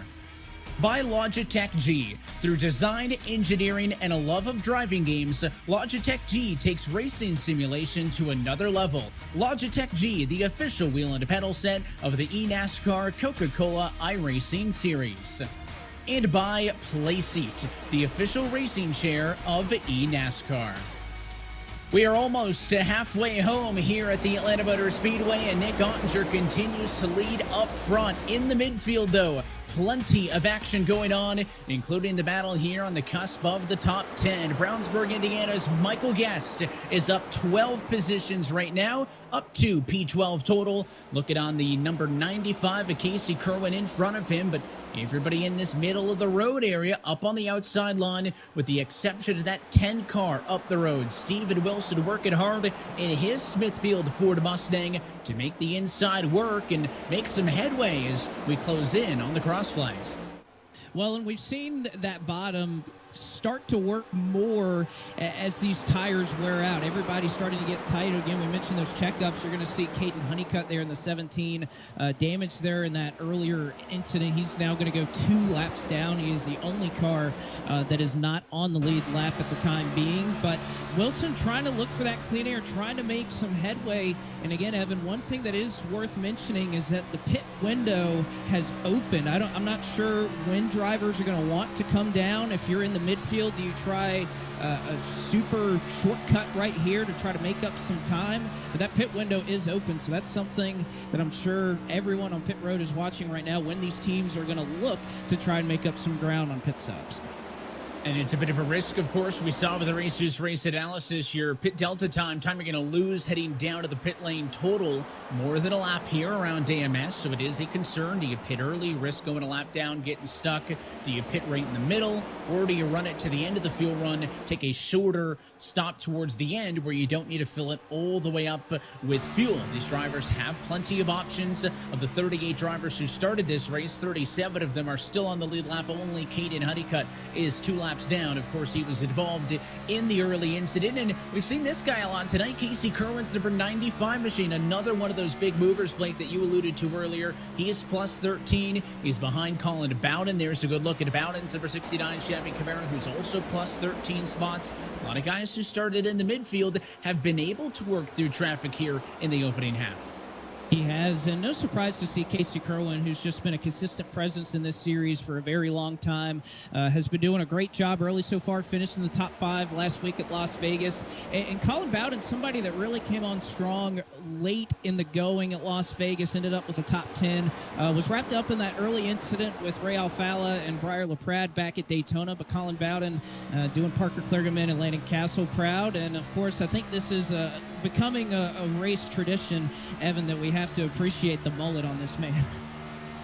I think he's got some hoops on as well in the background. So Colin, yeah, he definitely wins the best flow for sure in the series, and it's ripping through the air right now at 168 virtual miles per hour off of turn number 2. And talking about pit strategy, a lot of driver chatter now over the radios indicates that drivers may be pitting now, even though we're only 43 laps in. Nick Ottinger in the race lead, not interested. Nobody from the top 10 yet, but looks like cars in the midfield think it's time to make a play for strategy. So several drivers in towards the rear. Maines, Alt, Witt, Mercurio, the first group of 4. And again, we've noted with these cars that they can be somewhat difficult to try to get slowed down at these low-end speeds, so you want to make sure you don't make a mistake on the pit road. But how these drivers will shake out, and will this start to bring everybody else down? We know in real life that's what will happen. What's going on, James? Got a lot of drivers that are saying they're going to try and come in within the next 10 laps or so. A lot of drivers talking about how they either can't do anything because they're stuck in the draft behind everybody else, or they're loose and they're a little free in a few places. So we'll see if everybody tries to make some adjustments to make their way towards the front. The drivers wanting to pit to get away from the group kind of sounds like a plate race. You pit to separate yourself, get with your own group of race cars, and again, certainly a gamble because everybody who just pitted, including that 2 machine you're looking at leaving the pit road now, Liam Brotherton, Taylor Hurst, Zach Novak also came down pit road last lap. They are going to lose the lead lap while they complete this pit service. Of course, if everything plays out, they're on fresh rubber sooner. Things should turn in their favor maybe a little bit, but it is to some extent a gamble until a majority of the field, Blake, joins in on that consensus and also decides to join them on pit road. Well, that's going to be the case, and I'm not shocked that we see some drivers, like James brought up, that are kind of mired back in traffic, hard to make moves here at this racetrack. I'm not surprised that those are the first ones you're seeing come to pit road, because at the end of the day, what do they have to lose? They can't make it on speed. We've seen fast cars be able to cut through the field. Drivers like Michael Conti, like Casey Kerwin, who have really fast race cars, are able to make it work. But if you just don't quite have that speed, why not try a little bit of pit road strategy? Because every lap that they run right now, that first group that came in that included Brian Mercurio and a couple of others, they're making up well over a second per lap. So when these drivers do elect to come down pit road, they're going to be well in the lead. So I don't mind the gamble, especially if you're mired back in traffic. And so far, we've seen maybe a dozen total drivers come down pit road. Your top 28 all have yet to pit, and James mentioned everybody wants to get it out of the way sooner rather than later if you're in the midfield, because you feel like you're kind of stuck in that line. We've talked about the checkups. We've talked about the concerns when everybody is that same outside line midfield. A little bit tough to make some maneuvers. Curious if the drivers up front who have a little bit more real estate to play with are going to be so inclined to rush to the pit lane, or if they're going to want to let this one play itself out much differently. The second, third, fourth placed cars have all kind of just been riding for the last few laps around. Busa, Zelensky, Conti not taking any swings at it, but Steven Wilson still on the bottom, still trying to make moves in the 10 car, and Casey Kerwin's number 95 has also joined him down there as well. And here we go from the race lead. Look out, they've all got to squeeze high because Nick Ottinger is on pit road. The leader is on pit road. Ottinger on pit road, and not really much from him over the radio. The William Byron Esports driver saying that he doesn't want to run the top, doesn't want to burn the tires too much. Other than that, just a lot of spotter chatter, but really, really quiet. Sounds like a really quiet but confident Nick Ottinger as we advance towards the second half of this race. And Blake, I heard you almost exhale there when they avoided him because he was on the bottom. There were cars in line behind Nick. Clearly, they just got the memo as more drivers are in this time. Zelensky, Conti, and company are in, but it was a little bit close for your race leader. Bobby Zelensky leading this train in. Lots of talk from a spotter. Run the bottom in 1 and 2, and you give up runs up top. But on the bottom of 3 and 4, you block everybody. So not really too much worry about having to worry about traffic from that outside lane. Meanwhile, Vicente Salas feels like he's faster than everyone else in front of him. The balance is good, but he's a little bit loose in turns 3 and 4. So small adjustment on that Williams Esports Toyota Camry to try and get him towards the front.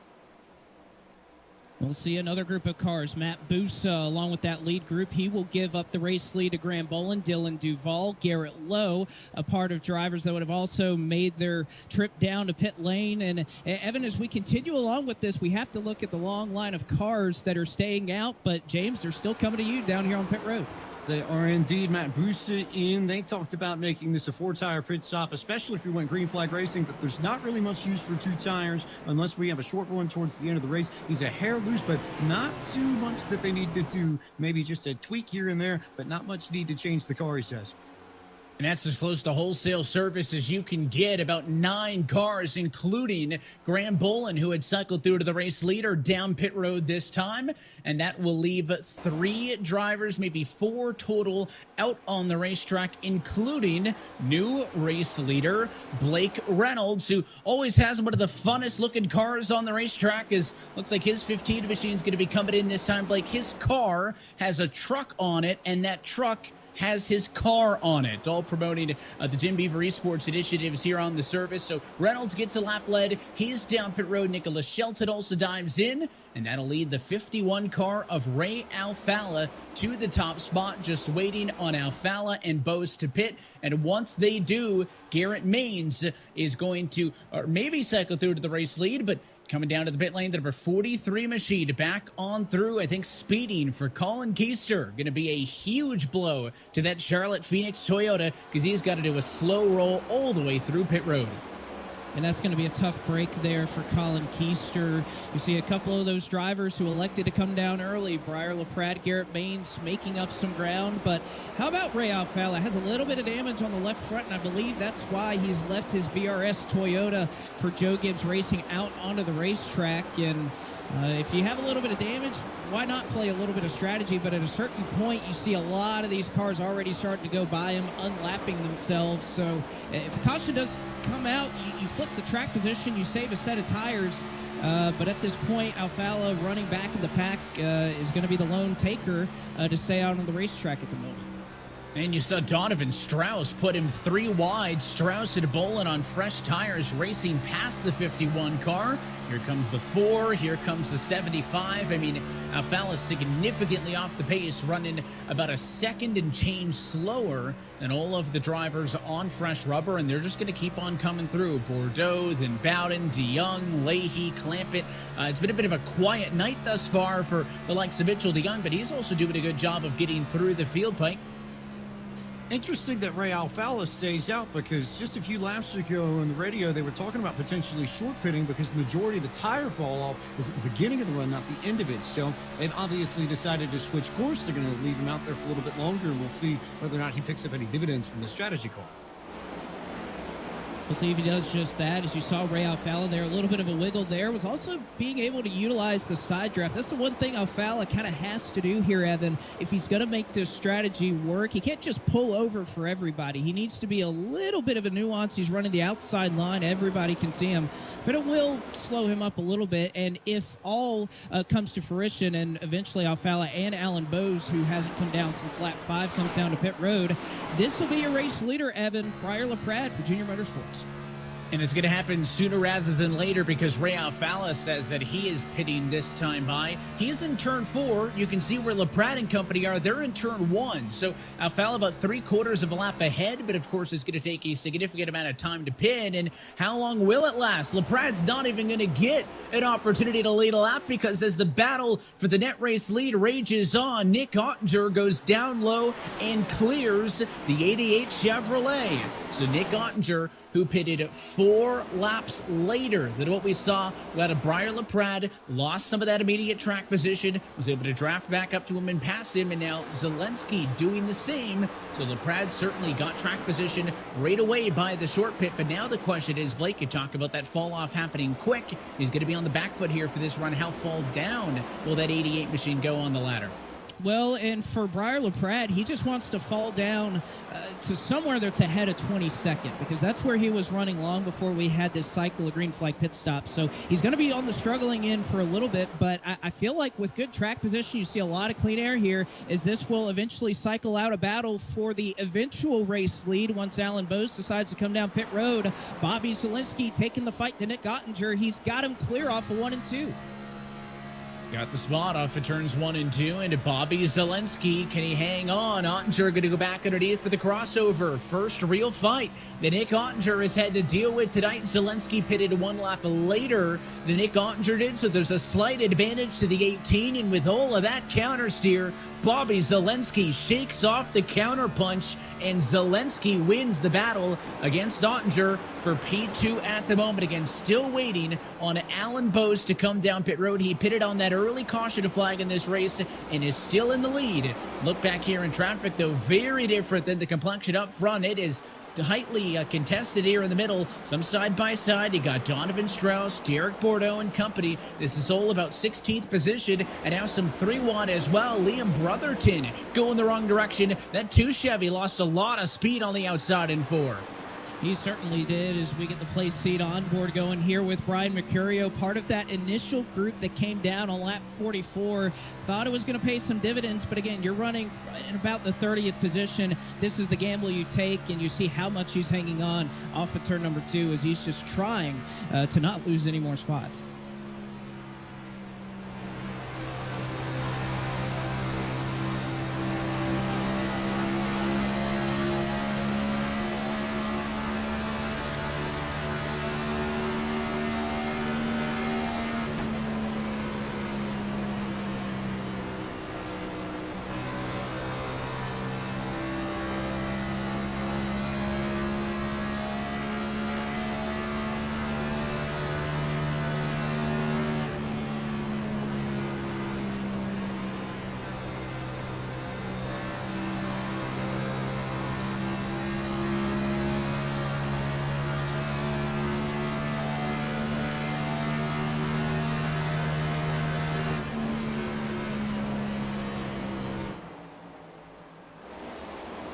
And just up the road from Mercurio is Taylor Hurst, the driver in the number 33 machine for Team Dillon Esports. Has got SCW on that Chevrolet Camaro tonight. And Blake, SCW, a big partner of everybody here at iRacing and as well NASCAR through the eNASCAR College iRacing Series. They are presenting sponsor of that series that features collegiate racers from colleges and universities in the United States and Canada racing for $50,000 in scholarship prizing this season.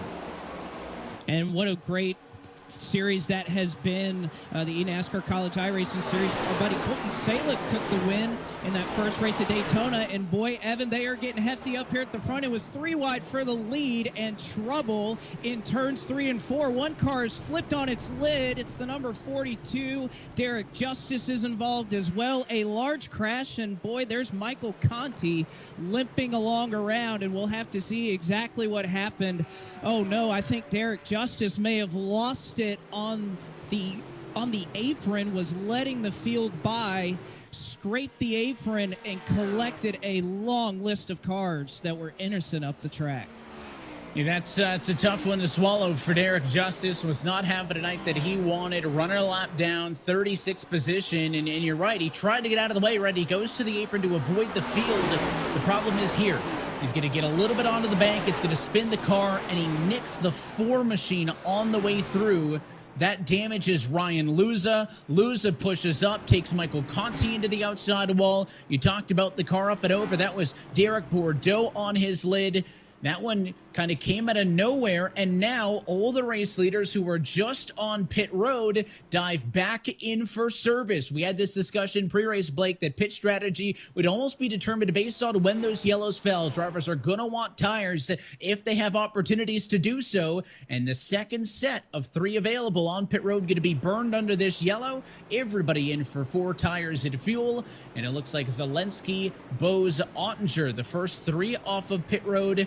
The only driver to not pit appears to be Ray Alfalla, who pitted about 8 laps ago and is currently being scored as your new race leader. Oh boy, what a big call there for Alfalla, whose tires aren't going to be worn, but this is Atlanta Motor Speedway, Evan. Any amount of tire wear is going to be significant. He stays out, and also this caution, a godsend for Alan Bose, who will retain his place in the top 3, James Pike. He will indeed. It's a big break for him. However, this caution was not a big break for Junior Motorsports' Michael Conti. Michael, is there anything you could have done differently to avoid that, or is that just a product of hard racing? I don't really know what to say about that. I don't have much positive to say right now, so we'll just leave it at just a very unfortunate wreck. It looked like we had a lap car on the bottom, and he misjudged his speed into the corner and took out some guys up front. So that's pretty bad, but just happy we've got a win for our WR1 number 8 Junior Motorsports team, and just got to root on our teammate here, Breyer, and go into Richmond and hope that doesn't happen again. It's pretty crazy. How much does having the win already in the bag change the way you sort of see this and approach Richmond? Well, I'm laughing in disbelief right now of what just happened. I can tell you if I did not have the win, I would not be laughing. It would be the opposite reaction. So very thankful we got the win at Vegas. We had some really good speed here tonight, so everything's still good, still positive, and we'll try to get one more in Richmond. But that was just crazy. All of a sudden, I was head on into the wall after getting slammed. So that's never happened to me before, but I guess tonight was the night for it. Stuck up on the outside and not much that he could have done, Blake. Really, really tricky moment there for Michael Conti. It certainly was, and man, I just feel for the drivers who were taken out there, and you know, I'm going to come clean here. I did the exact same thing in 2010, Evan. It's not fun. I know that Justice obviously doesn't feel well right now, and I'm sure Colin Bowden doesn't either, James Pike. We had the E-Racer driving with us. Colin, you almost had that miss. What did you see from your perspective? Well, we should be up there with Ottinger. The pit stop, I just got held in my box for 3 seconds for no reason after I was done pitting, but it was what it is, part of it. Then they started crashing, and I just went low, and I think Connie let off the brakes, and I just absolutely clobbered them. I mean, just back there with the squirrels, you're going to get your nuts busted sometimes, and that's what happened. But ate it. I think we had a good shot to run top 10, maybe top 5 if things went our way there, and just did not have the brakes we needed. Maybe not the brakes, but do you take confidence from this run going into 2 weeks' time? Yeah, kind of. I mean, it's going to be a whole totally different race next. So I think we go to Richmond next or whatever, so that's a short track. But, I mean, it's good to run good, but frustration level is pegged right now. But we'll be all right. Come back 2 weeks, probably crash again, but we'll give it your best shot. We'll try and go after it at Richmond in 2 weeks' time, like you said. And now we'll see what the rest of this race has in store. Remember, Alfala on the old tires assumes the race lead. It's 4 freshies for everybody else at a restart with 31 laps to go. Pace cars off and in. Alfala gets going. It's a good jump for the 51 Toyota, but how long will this last? Zelensky pushed by Ottinger. The 18 car going to go to the inside at 1 and 2, and Zelensky going to immediately go to the inside, attacking Ray Alfala for the race lead. Well, you'd hope there'd be a little bit of teamwork here, but nevertheless, Alfala going to hold up Nick Ottinger there on the top side. How will those old tires fare as Zelensky right back down to the bottom? JGR top 2, but Ottinger may try to split them 3 wide off the corner. Oh, and Zelensky got loose that time, swung out to the outside. He does take the race lead away from his Joe Gibbs Racing teammate Ray Alfala, but it does not end the battle for the lead because Ottinger's underneath him now. Here comes the 19. Look at Vicente Salas swinging it to the outside as he drives his way up to 3rd, and Ottinger struggles to carry the speed on the bottom. Salas going to drive around the outside. Can the Williams Esports driver put his Toyota to 2nd? They'll race off at turn number 4.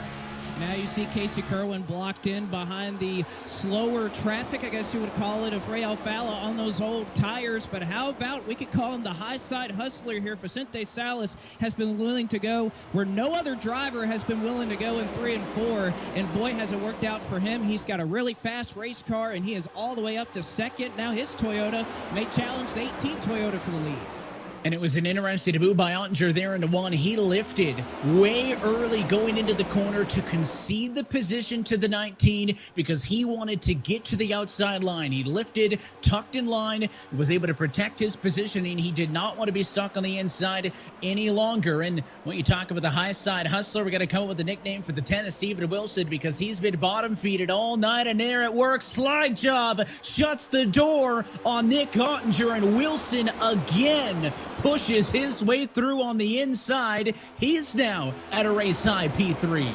And we know how much these drivers value this track position, but Wilson, likewise, like you said, has been making that bottom work. The 19 has been ripping the top and finding his way to the front. You also have Casey Kerwin back there. He's kind of ducking to the inside as well with Steven Wilson. So can these two get up and maybe push each other? Oh, man, a big slide there from Wilson. Ottinger going to take the run, but push the back of Steven Wilson. So Wilson will hold on to P3.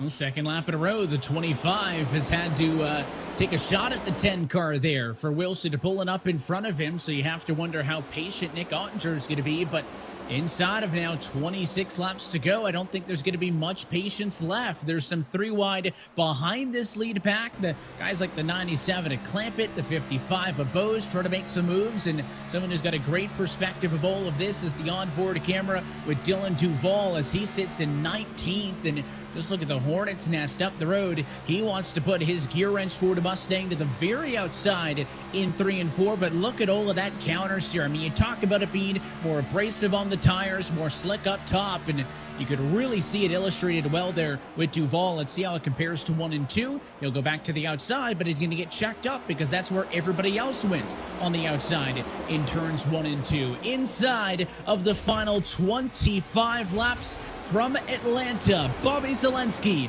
has cycled through to the race lead. We'll see if he can take home the checkered flag next. You're watching round 3 of the eNASCAR Coca-Cola iRacing Series.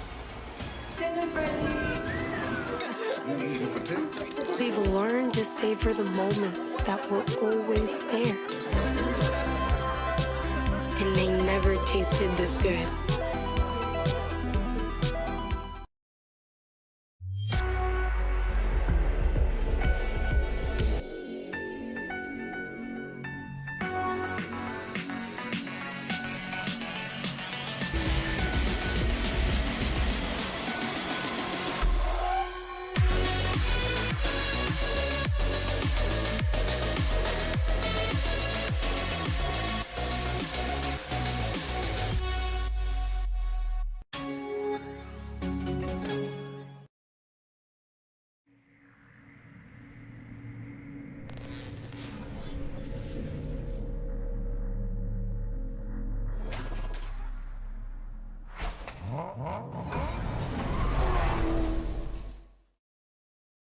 Hey, can we show you something? I'll allow it.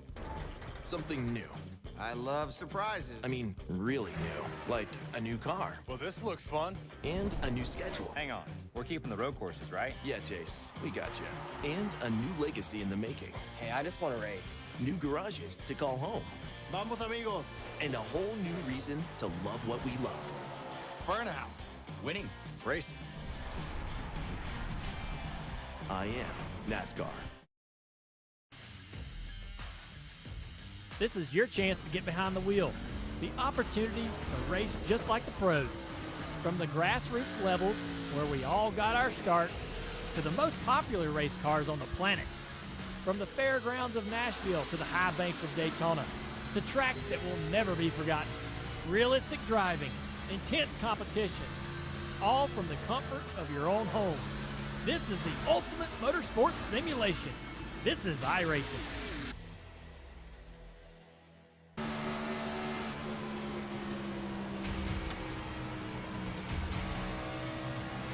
And back live from Atlanta, where coverage is brought to you by Coca-Cola, the official fan refreshment of eNASCAR.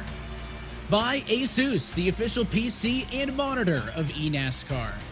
By Logitech G. Through design, engineering, and a love of driving games, Logitech G takes racing simulation to another level. Logitech G, the official wheel and pedal set of the eNASCAR Coca-Cola iRacing series. And by Playseat, the official racing chair of eNASCAR.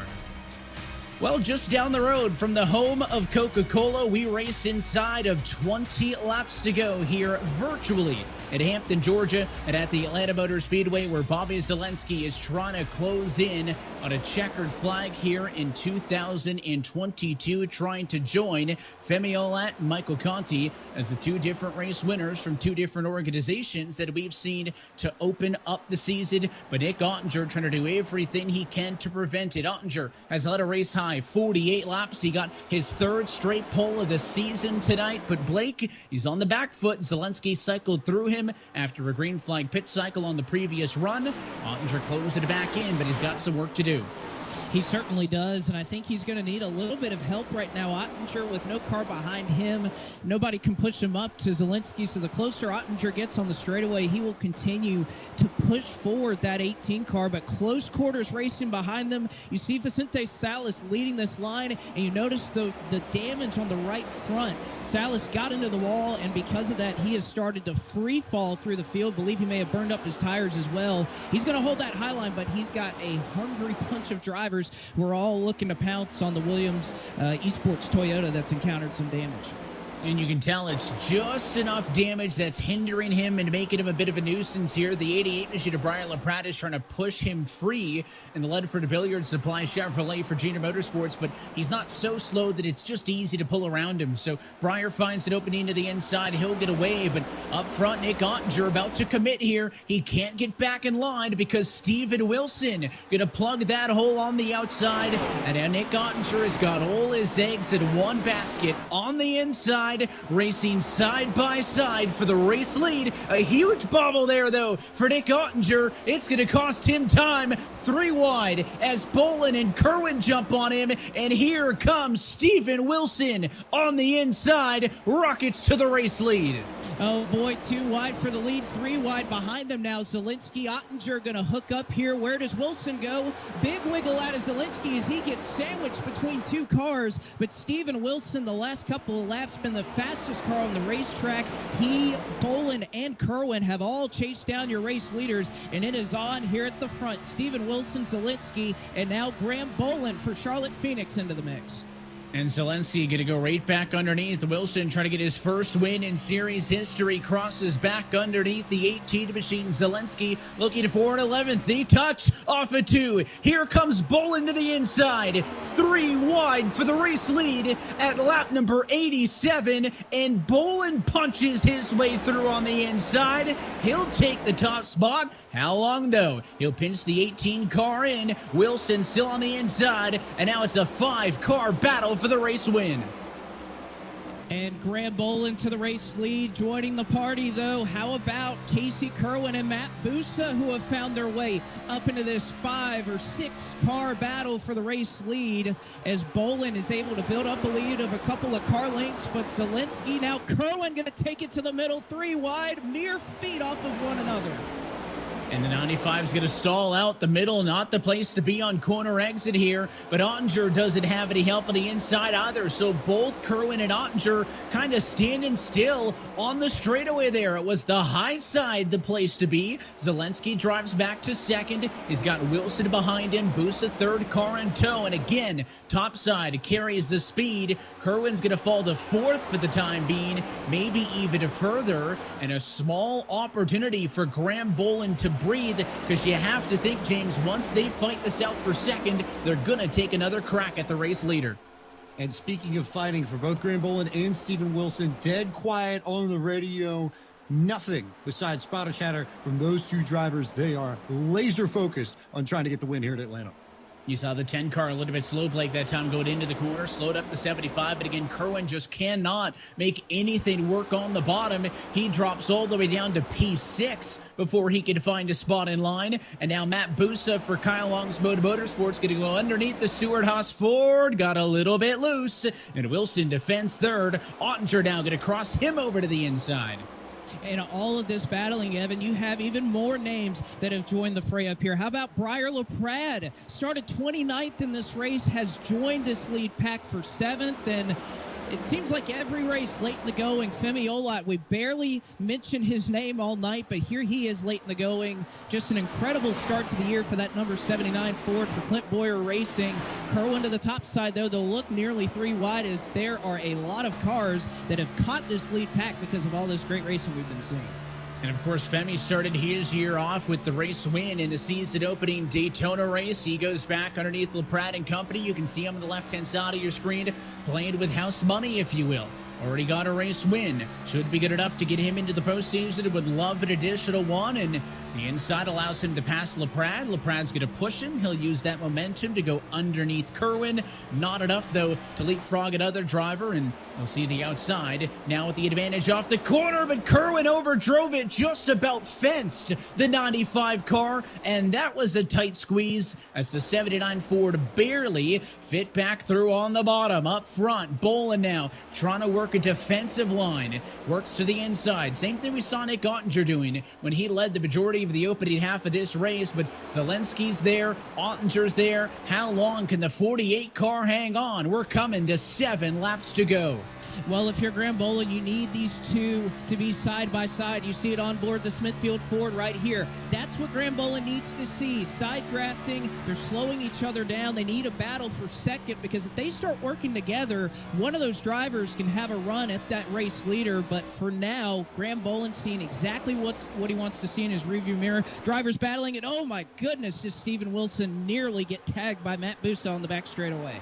It was a tight squeeze that time, but the tender machine was all right as he pushed up in front, and I have to think Matt Busa cut him a bit of a break there. Don't count on that to happen anymore. And Wilson has taken several liberties tonight in terms of pulling up in front of each other. Watch as they go off into one. The outside's going to stack up, so everybody wants to find a different line. Ottinger goes to the middle of the road. Zelensky goes to the outside. Kerwin again trying the bottom, but the 95 can't find the gap between the 18 and the 10. He'll drop 2 spots as Wilson and now Busa also get back him. Kerwin now falls to 6th once more. Now 5 laps to go, this time through. Graham Bolin trying to hang on, looking for a second career win. Nick Ottinger still on him. It won't matter. Caution.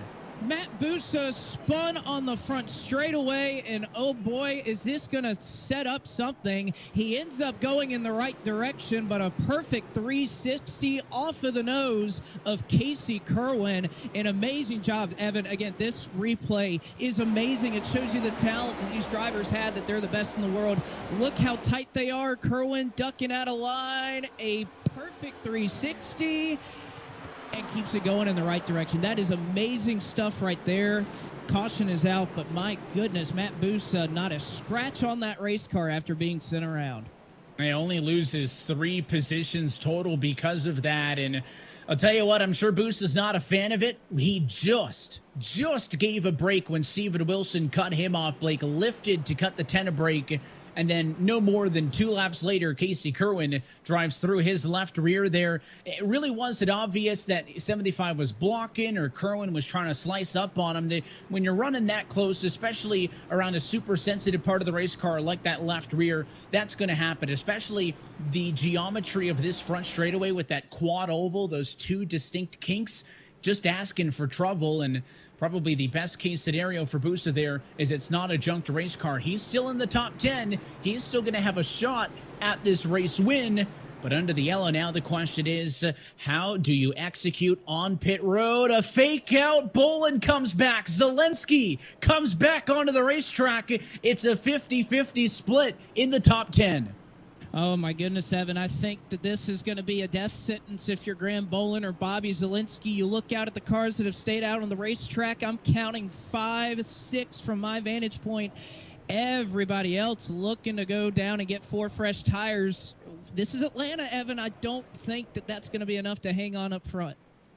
I was just going to wonder, do you go for 4 and how well do you execute? And certainly if you stay out, there's strength in numbers. I know it's likely only going to be a 2-lap shootout in overtime, but man, does that end up being a bold decision, and that late fake ends up making the difference. And for the cars who did come down pit road, Nick Ottinger took 4 tires. He will be the first car on fresh tires as far as 4, but Busa and Strauss took 2. So they will be on 2 tires on row number 4. Ottinger going to have 4 freshies from row 5 on back. And let's watch this again. Bolin coming down first, indicating he'd be in. He faked out. Late decision for Zelensky and others. Yeah, it was a 50-50 split in the top 10, Blake, but from there on back, it was almost unanimous. Only 6 cars total stay out, and everybody else, James, opted to come down. Except for some of the drivers up front, including our race leader, who we now have, Graham Bolin. Graham, just take us through the decision to stay out here on the old tires with a few laps to go. It was just a gamble. Like, you pit, like a stack up happens, and you lose all your track positions. So I'm just trying to do what I think would be best, and that's keep track position. Don't want to pit and look dumb and finish last, so I'm just gonna what I think will be the best opportunity to win. I don't know. I'm uncertain right now, but hopefully I win the race, but I don't know. Also worth noting, some of the drivers behind them, as soon as that move happened, Bobby Z said something to the effect of, oh no, and Casey Kerwin said, we're in trouble. So some of these drivers who stayed on aren't even necessarily convinced that they made the right decision. Yeah, I think it's clear, Blake, they wanted more drivers to stay out with them. They needed a more of a buffer to the cars on fresh tires, and we will go to eNASCAR overtime. 3 attempts at a green-white checkered finish, which is a 2-lap shootout. You'll come to take the green flag with 2 laps to go. If you get to the white flag without an incident, the race is official. We go to the checkered. If there's a yellow before the 1 to go, we'll try it again. Again, 3 attempts total. But again, just to lay the scene here, your top 6 drivers, so your front 3 rows, all on 33-lap-old tires. The duo on row 4, Matt Busa 7th, Donovan Strauss at 8th, are on 2 tires, and everybody else from row 5 on the back, that includes Nick Ottinger 9th and Taylor Hurst 10th, took 4 tires. Oh, my goodness, Evan. I really think if you're Mitchell DeYoung, Femi Olot, these last drivers that ended up taking 4, the fall off is so significant. We were starting to get into the 32-second bracket when we had that caution, and these drivers will open up in the draft at about a low 31, a high 30, about a 30.9. So you got guys that are going to be a second and a half faster behind you. I think Graham Bolin made the right call, because you can't really make the wrong one as the leader, right? If you pit, everybody stays out. If you stay out, everybody pits. You're really just a sitting duck, as DW would say at that point. But, oh, man, especially if we get multiple attempts at overtime here, these drivers that are on old tires, they might be able to throw some really solid finishes that they were going to look at tonight out the window. And there's no question, the fresh rubber is going to be faster. Is 8 cars between Ottinger and company going to be enough to slow them down, at least for 3 miles worth of racing? Pace car in this time. Graham Boland in control of the field. He wastes nothing. Green flag flies. It's overtime. Attempt number 1. And Graham Boland gave him a lot of space right there, but this is where you're going to start to see those fresh tires. Where can Donovan Strauss and Matt Busa go on those 2 tires to the middle, but can the track clog up? Can they go anywhere? Busa's coming, but he's going to choose the outside lawn. He's up to P6 now, but he's tucked the line behind Kerwin. Boland still leading ahead of the 18 Machida, Zelensky and company. Here comes the 10, though. Wilson to the outside. Caution before they get to the white. The 20 machine spins around. It's Donovan Strauss, but who is our race leader? They were 3 wide for the top position at the moment the yellow came out. And 2 crashes there that were both separate from one another as Donovan Strauss got a little bit loose there in the middle. 2 tires was going to be a concern getting loose up front here, but also in the back you had a spin with the 15 of Blake Reynolds, but Donovan Strauss, you see, chasing that race car all the way, no room for error in the middle, 3 wide, will collect Dylan Duval, and a long list of cars, Evan, that take the grass, and they can do damage to the diffuser in these cars. I know, even driving personally on the sim myself, if you cut that grass, you get pretty significant damage there on the diffuser, so it may not slow you down too much, but any amount of damage, Evan, I wouldn't want to have it. It's not something you want, and several big players had evolved in that incident after they had such good nights to kick this thing off. It evolved in an accident and dropped to the back. Now, I mentioned the race leaders 3 wide at the moment of the yellow. Watch the battle that was about to take place here. Boland goes into 3 and 4, gets a little bit loose. Wilson goes high, and Zelensky hanging it out on the bottom. Absolutely wheeling the 18 Toyota. The yellow comes out. It looks like they will be scored. Graham Boland 1, Steven Wilson 2, and Bobby Zelensky 3. So that is how they will line up. And I guess it's worth noting, Blake, Graham Boland's got a lot more to worry about than just the cars on fresh tires, because Wilson's got the same rubber as him, Zelensky's got the same Goodyear Eagles as him as well, and they were taking it to him anyway. So there's kind of a lot that Boland's got to deal with here. The first car on fresh tires who took 2 was Matt Busa. He made his way all the way to 5th, so he's only going to be on row number 3 as we watch what happened from Busa's perspective. And Busa going to be in a great position here. You could see he got to the high side here, 3 wide, and you're going to look here at Steven Wilson, and barely, I mean, that may have been inches off of the wall, and boy, could that have been something if he tagged it and came back down while they were 3 wide for the lead. So a very close call. I don't know if you could have fit a strip of Smithfield bacon between his car and that outside retaining wall. Certainly, if he did, it would have been toasted and crispy up on the outside, James. This thing's getting crazy, coming down to the strategy. Yeah, this could get a little bit nutty. And friendly reminder, starting caddy quarter here on this restart, you've got Casey Kerwin and Matt Busa, who got together with that contact in the front stretch that started this flurry of green-white checkers. Casey said that at the point, he was trying to back up to Femi and just forgot about the fact that Busa was right there, made an mental mistake. But a lot of chatter in the Busa camp just to make sure, be wary of Casey, make sure you're aware he is the racetrack. They don't want to get turned around again. But how crazy this could be that Busa could go from spitting on the front stretch to potentially winning this race in the span of about 10 laps. And if Casey needs a break, I promise you, Blake, that Matt's not going to give it to him. No, of course not. You're never going to cut a break this late in the going. And you also have to wonder for these drivers that, well, I was thinking about what type of fuel situation you'd be in, not worrying about that. Lights are still on the pace car. But again, the more heat cycles we go through, these old tires, you got to think spinning tires is going to be a big concern for these top 5. And then Matt Busa is going to be kind of blocked in there on the bottom. So we'll have to see how he works there for road number 3. One more look at Donovan Strauss fishtailing that race car, and my goodness, what a close move there from Michael Guest, and of course a nice save likewise from the 33 of Taylor Hurst down there. And the lights go out on top of the iRacing official pace car. We will try this again for attempt number 2 of 3 at a green-white checker overtime restart. So second attempt to 3. We'll do this one again. Graham Boland have fired off well.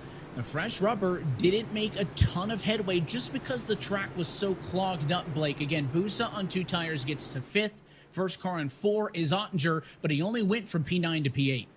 If you're Nick Ottinger here, I think he's in the best position. I think Busa being on the bottom, you're going to have to make it 3 wide or try something into turn 1. But if you're Ottinger, you can go to the middle if they clog up the high side. You have a lot more options if you're on the high side, basically, if you're Nick Ottinger. So I really like the position he's in. And then you have the likes of Taylor Hurst, Briar LaPrade, and Michael Guest behind him, who are also on 4 fresh Goodyear Eagles. We'll see how Graham Boland opts to restart this race. Last time he went the moment the pace car dove to the safety of pit road. The 48, it is up to him on when he wants to restart. He goes early again. Green flag in the air. 2 laps to go in Atlanta. It's a healthy jump. Zelensky's going to get underneath Wilson. The side-by-side battle is going to be for P2. 3 wide behind him. Here comes Ottinger out to the outside wall. And can Ottinger get to the outside of Steven Wilson? Wilson will shut the door, shoves Ottinger into the wall, causes a stack up. But again, I think Ottinger in a great position. And look at Briar LaPrade with a huge run there on the bottom as well. 3 wide in traffic. Kerwin bobbles. He slides back. They hang on. Here comes Wilson underneath Boland. White flag in the air. This race is official. 4 cars in the hunt. And Graham Boland knows he has to block Ottinger as they're 4 wide behind him. Ottinger slides through turn 2. He hangs on. Wilson up the racetrack. Here comes Matt Busa on the bottom. Wilson's going to get the push from Boland there. The 10 car dives down to the inside to shut the door. Can Steven Wilson hang on for 1 more corner? Busa's got speed. Nowhere to go. They touch behind. The 48 car spins, and Steven Wilson wins in Atlanta. My goodness, what a race. Steven Wilson, who's been so close, been so consistent in this series, takes the tire gamble and earns an amazing win. Just brilliant driving there, blocking Matt Busa there, who was on fresh tires. He definitely owes a nod to Graham Boland, who helped with that situation. But Steven Wilson, after coming so close, within a few hundredths of a second from winning at Daytona, finally caps it off. An amazing rookie season, and he is finally a winner in the eNASCAR Coca-Cola iRacing Series. The sophomore has done it, and a deserving celebration about to unfold. Steven Wilson celebrates in Atlanta. This winning moment is brought to you by Coca-Cola, the official fan refreshment of eNASCAR. Wilson, the sophomore, becomes the 60th different winner all time in the eNASCAR Coca-Cola iRacing Series. Notably as well, the second first-time winner this season. And the driver out of Cedar Rapids, Iowa as well, puts Stuart Haas Esports in Smithfield in eNASCAR victory lane. And he's getting his money's worth here with this burnout. Oh, he certainly is. He's smoking them pretty good right here and running those rear tires off. But again, deservingly so. Wilson's had so many close calls in this series, been so consistent. It's fitting that he has one of those locked-in spots to the playoffs, assuming he could be top 20. And this has to be our Coca-Cola move of the race here, Evan. A brilliant job with fresh tires right on his heels, managing the traffic behind him. They helped him a little bit, but again, an amazing job doing what he needed to do to take home this win.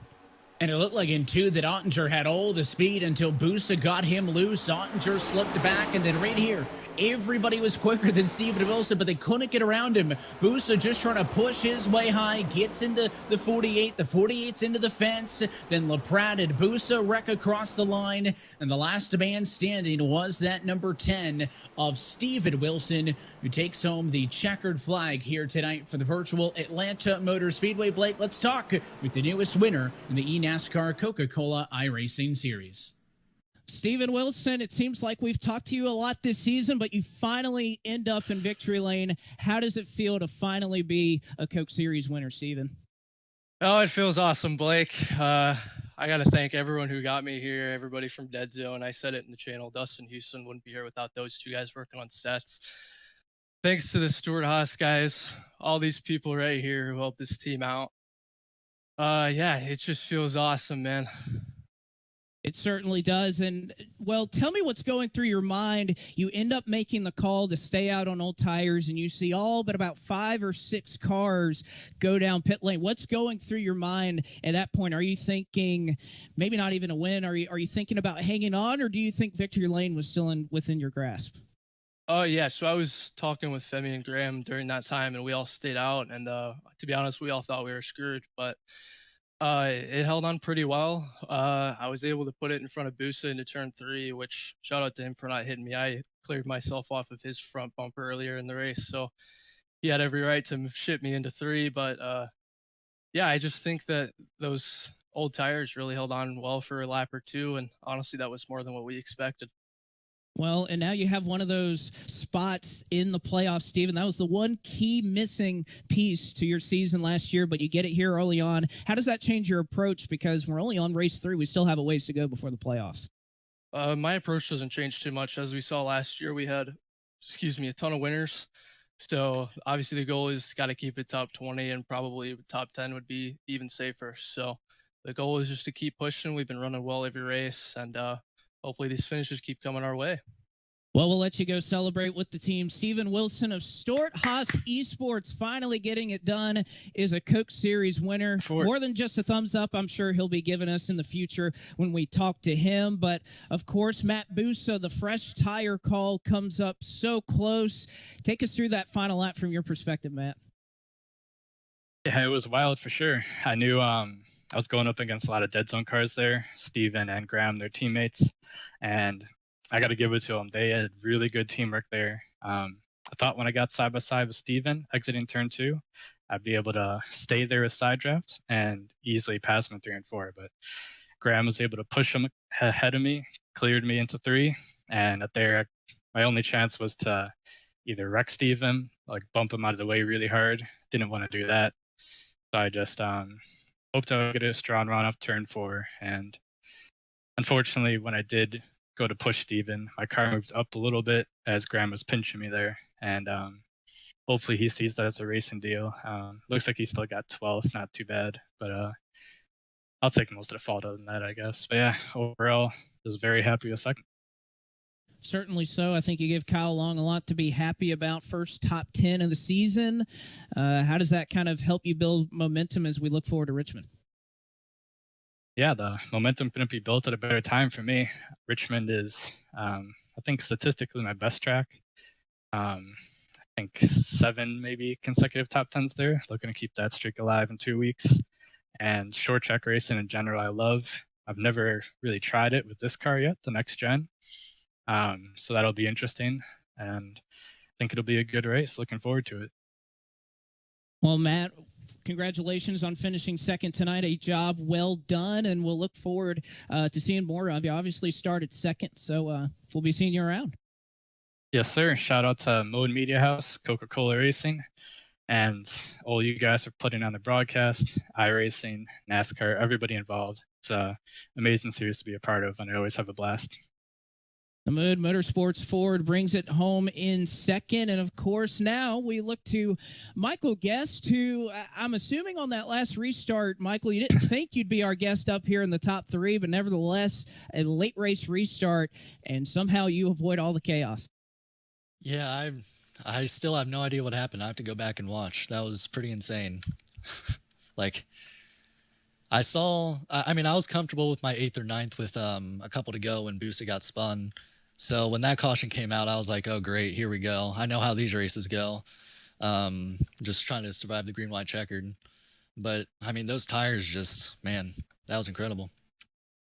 It certainly was. Those tires were working once you guys could get up to full song.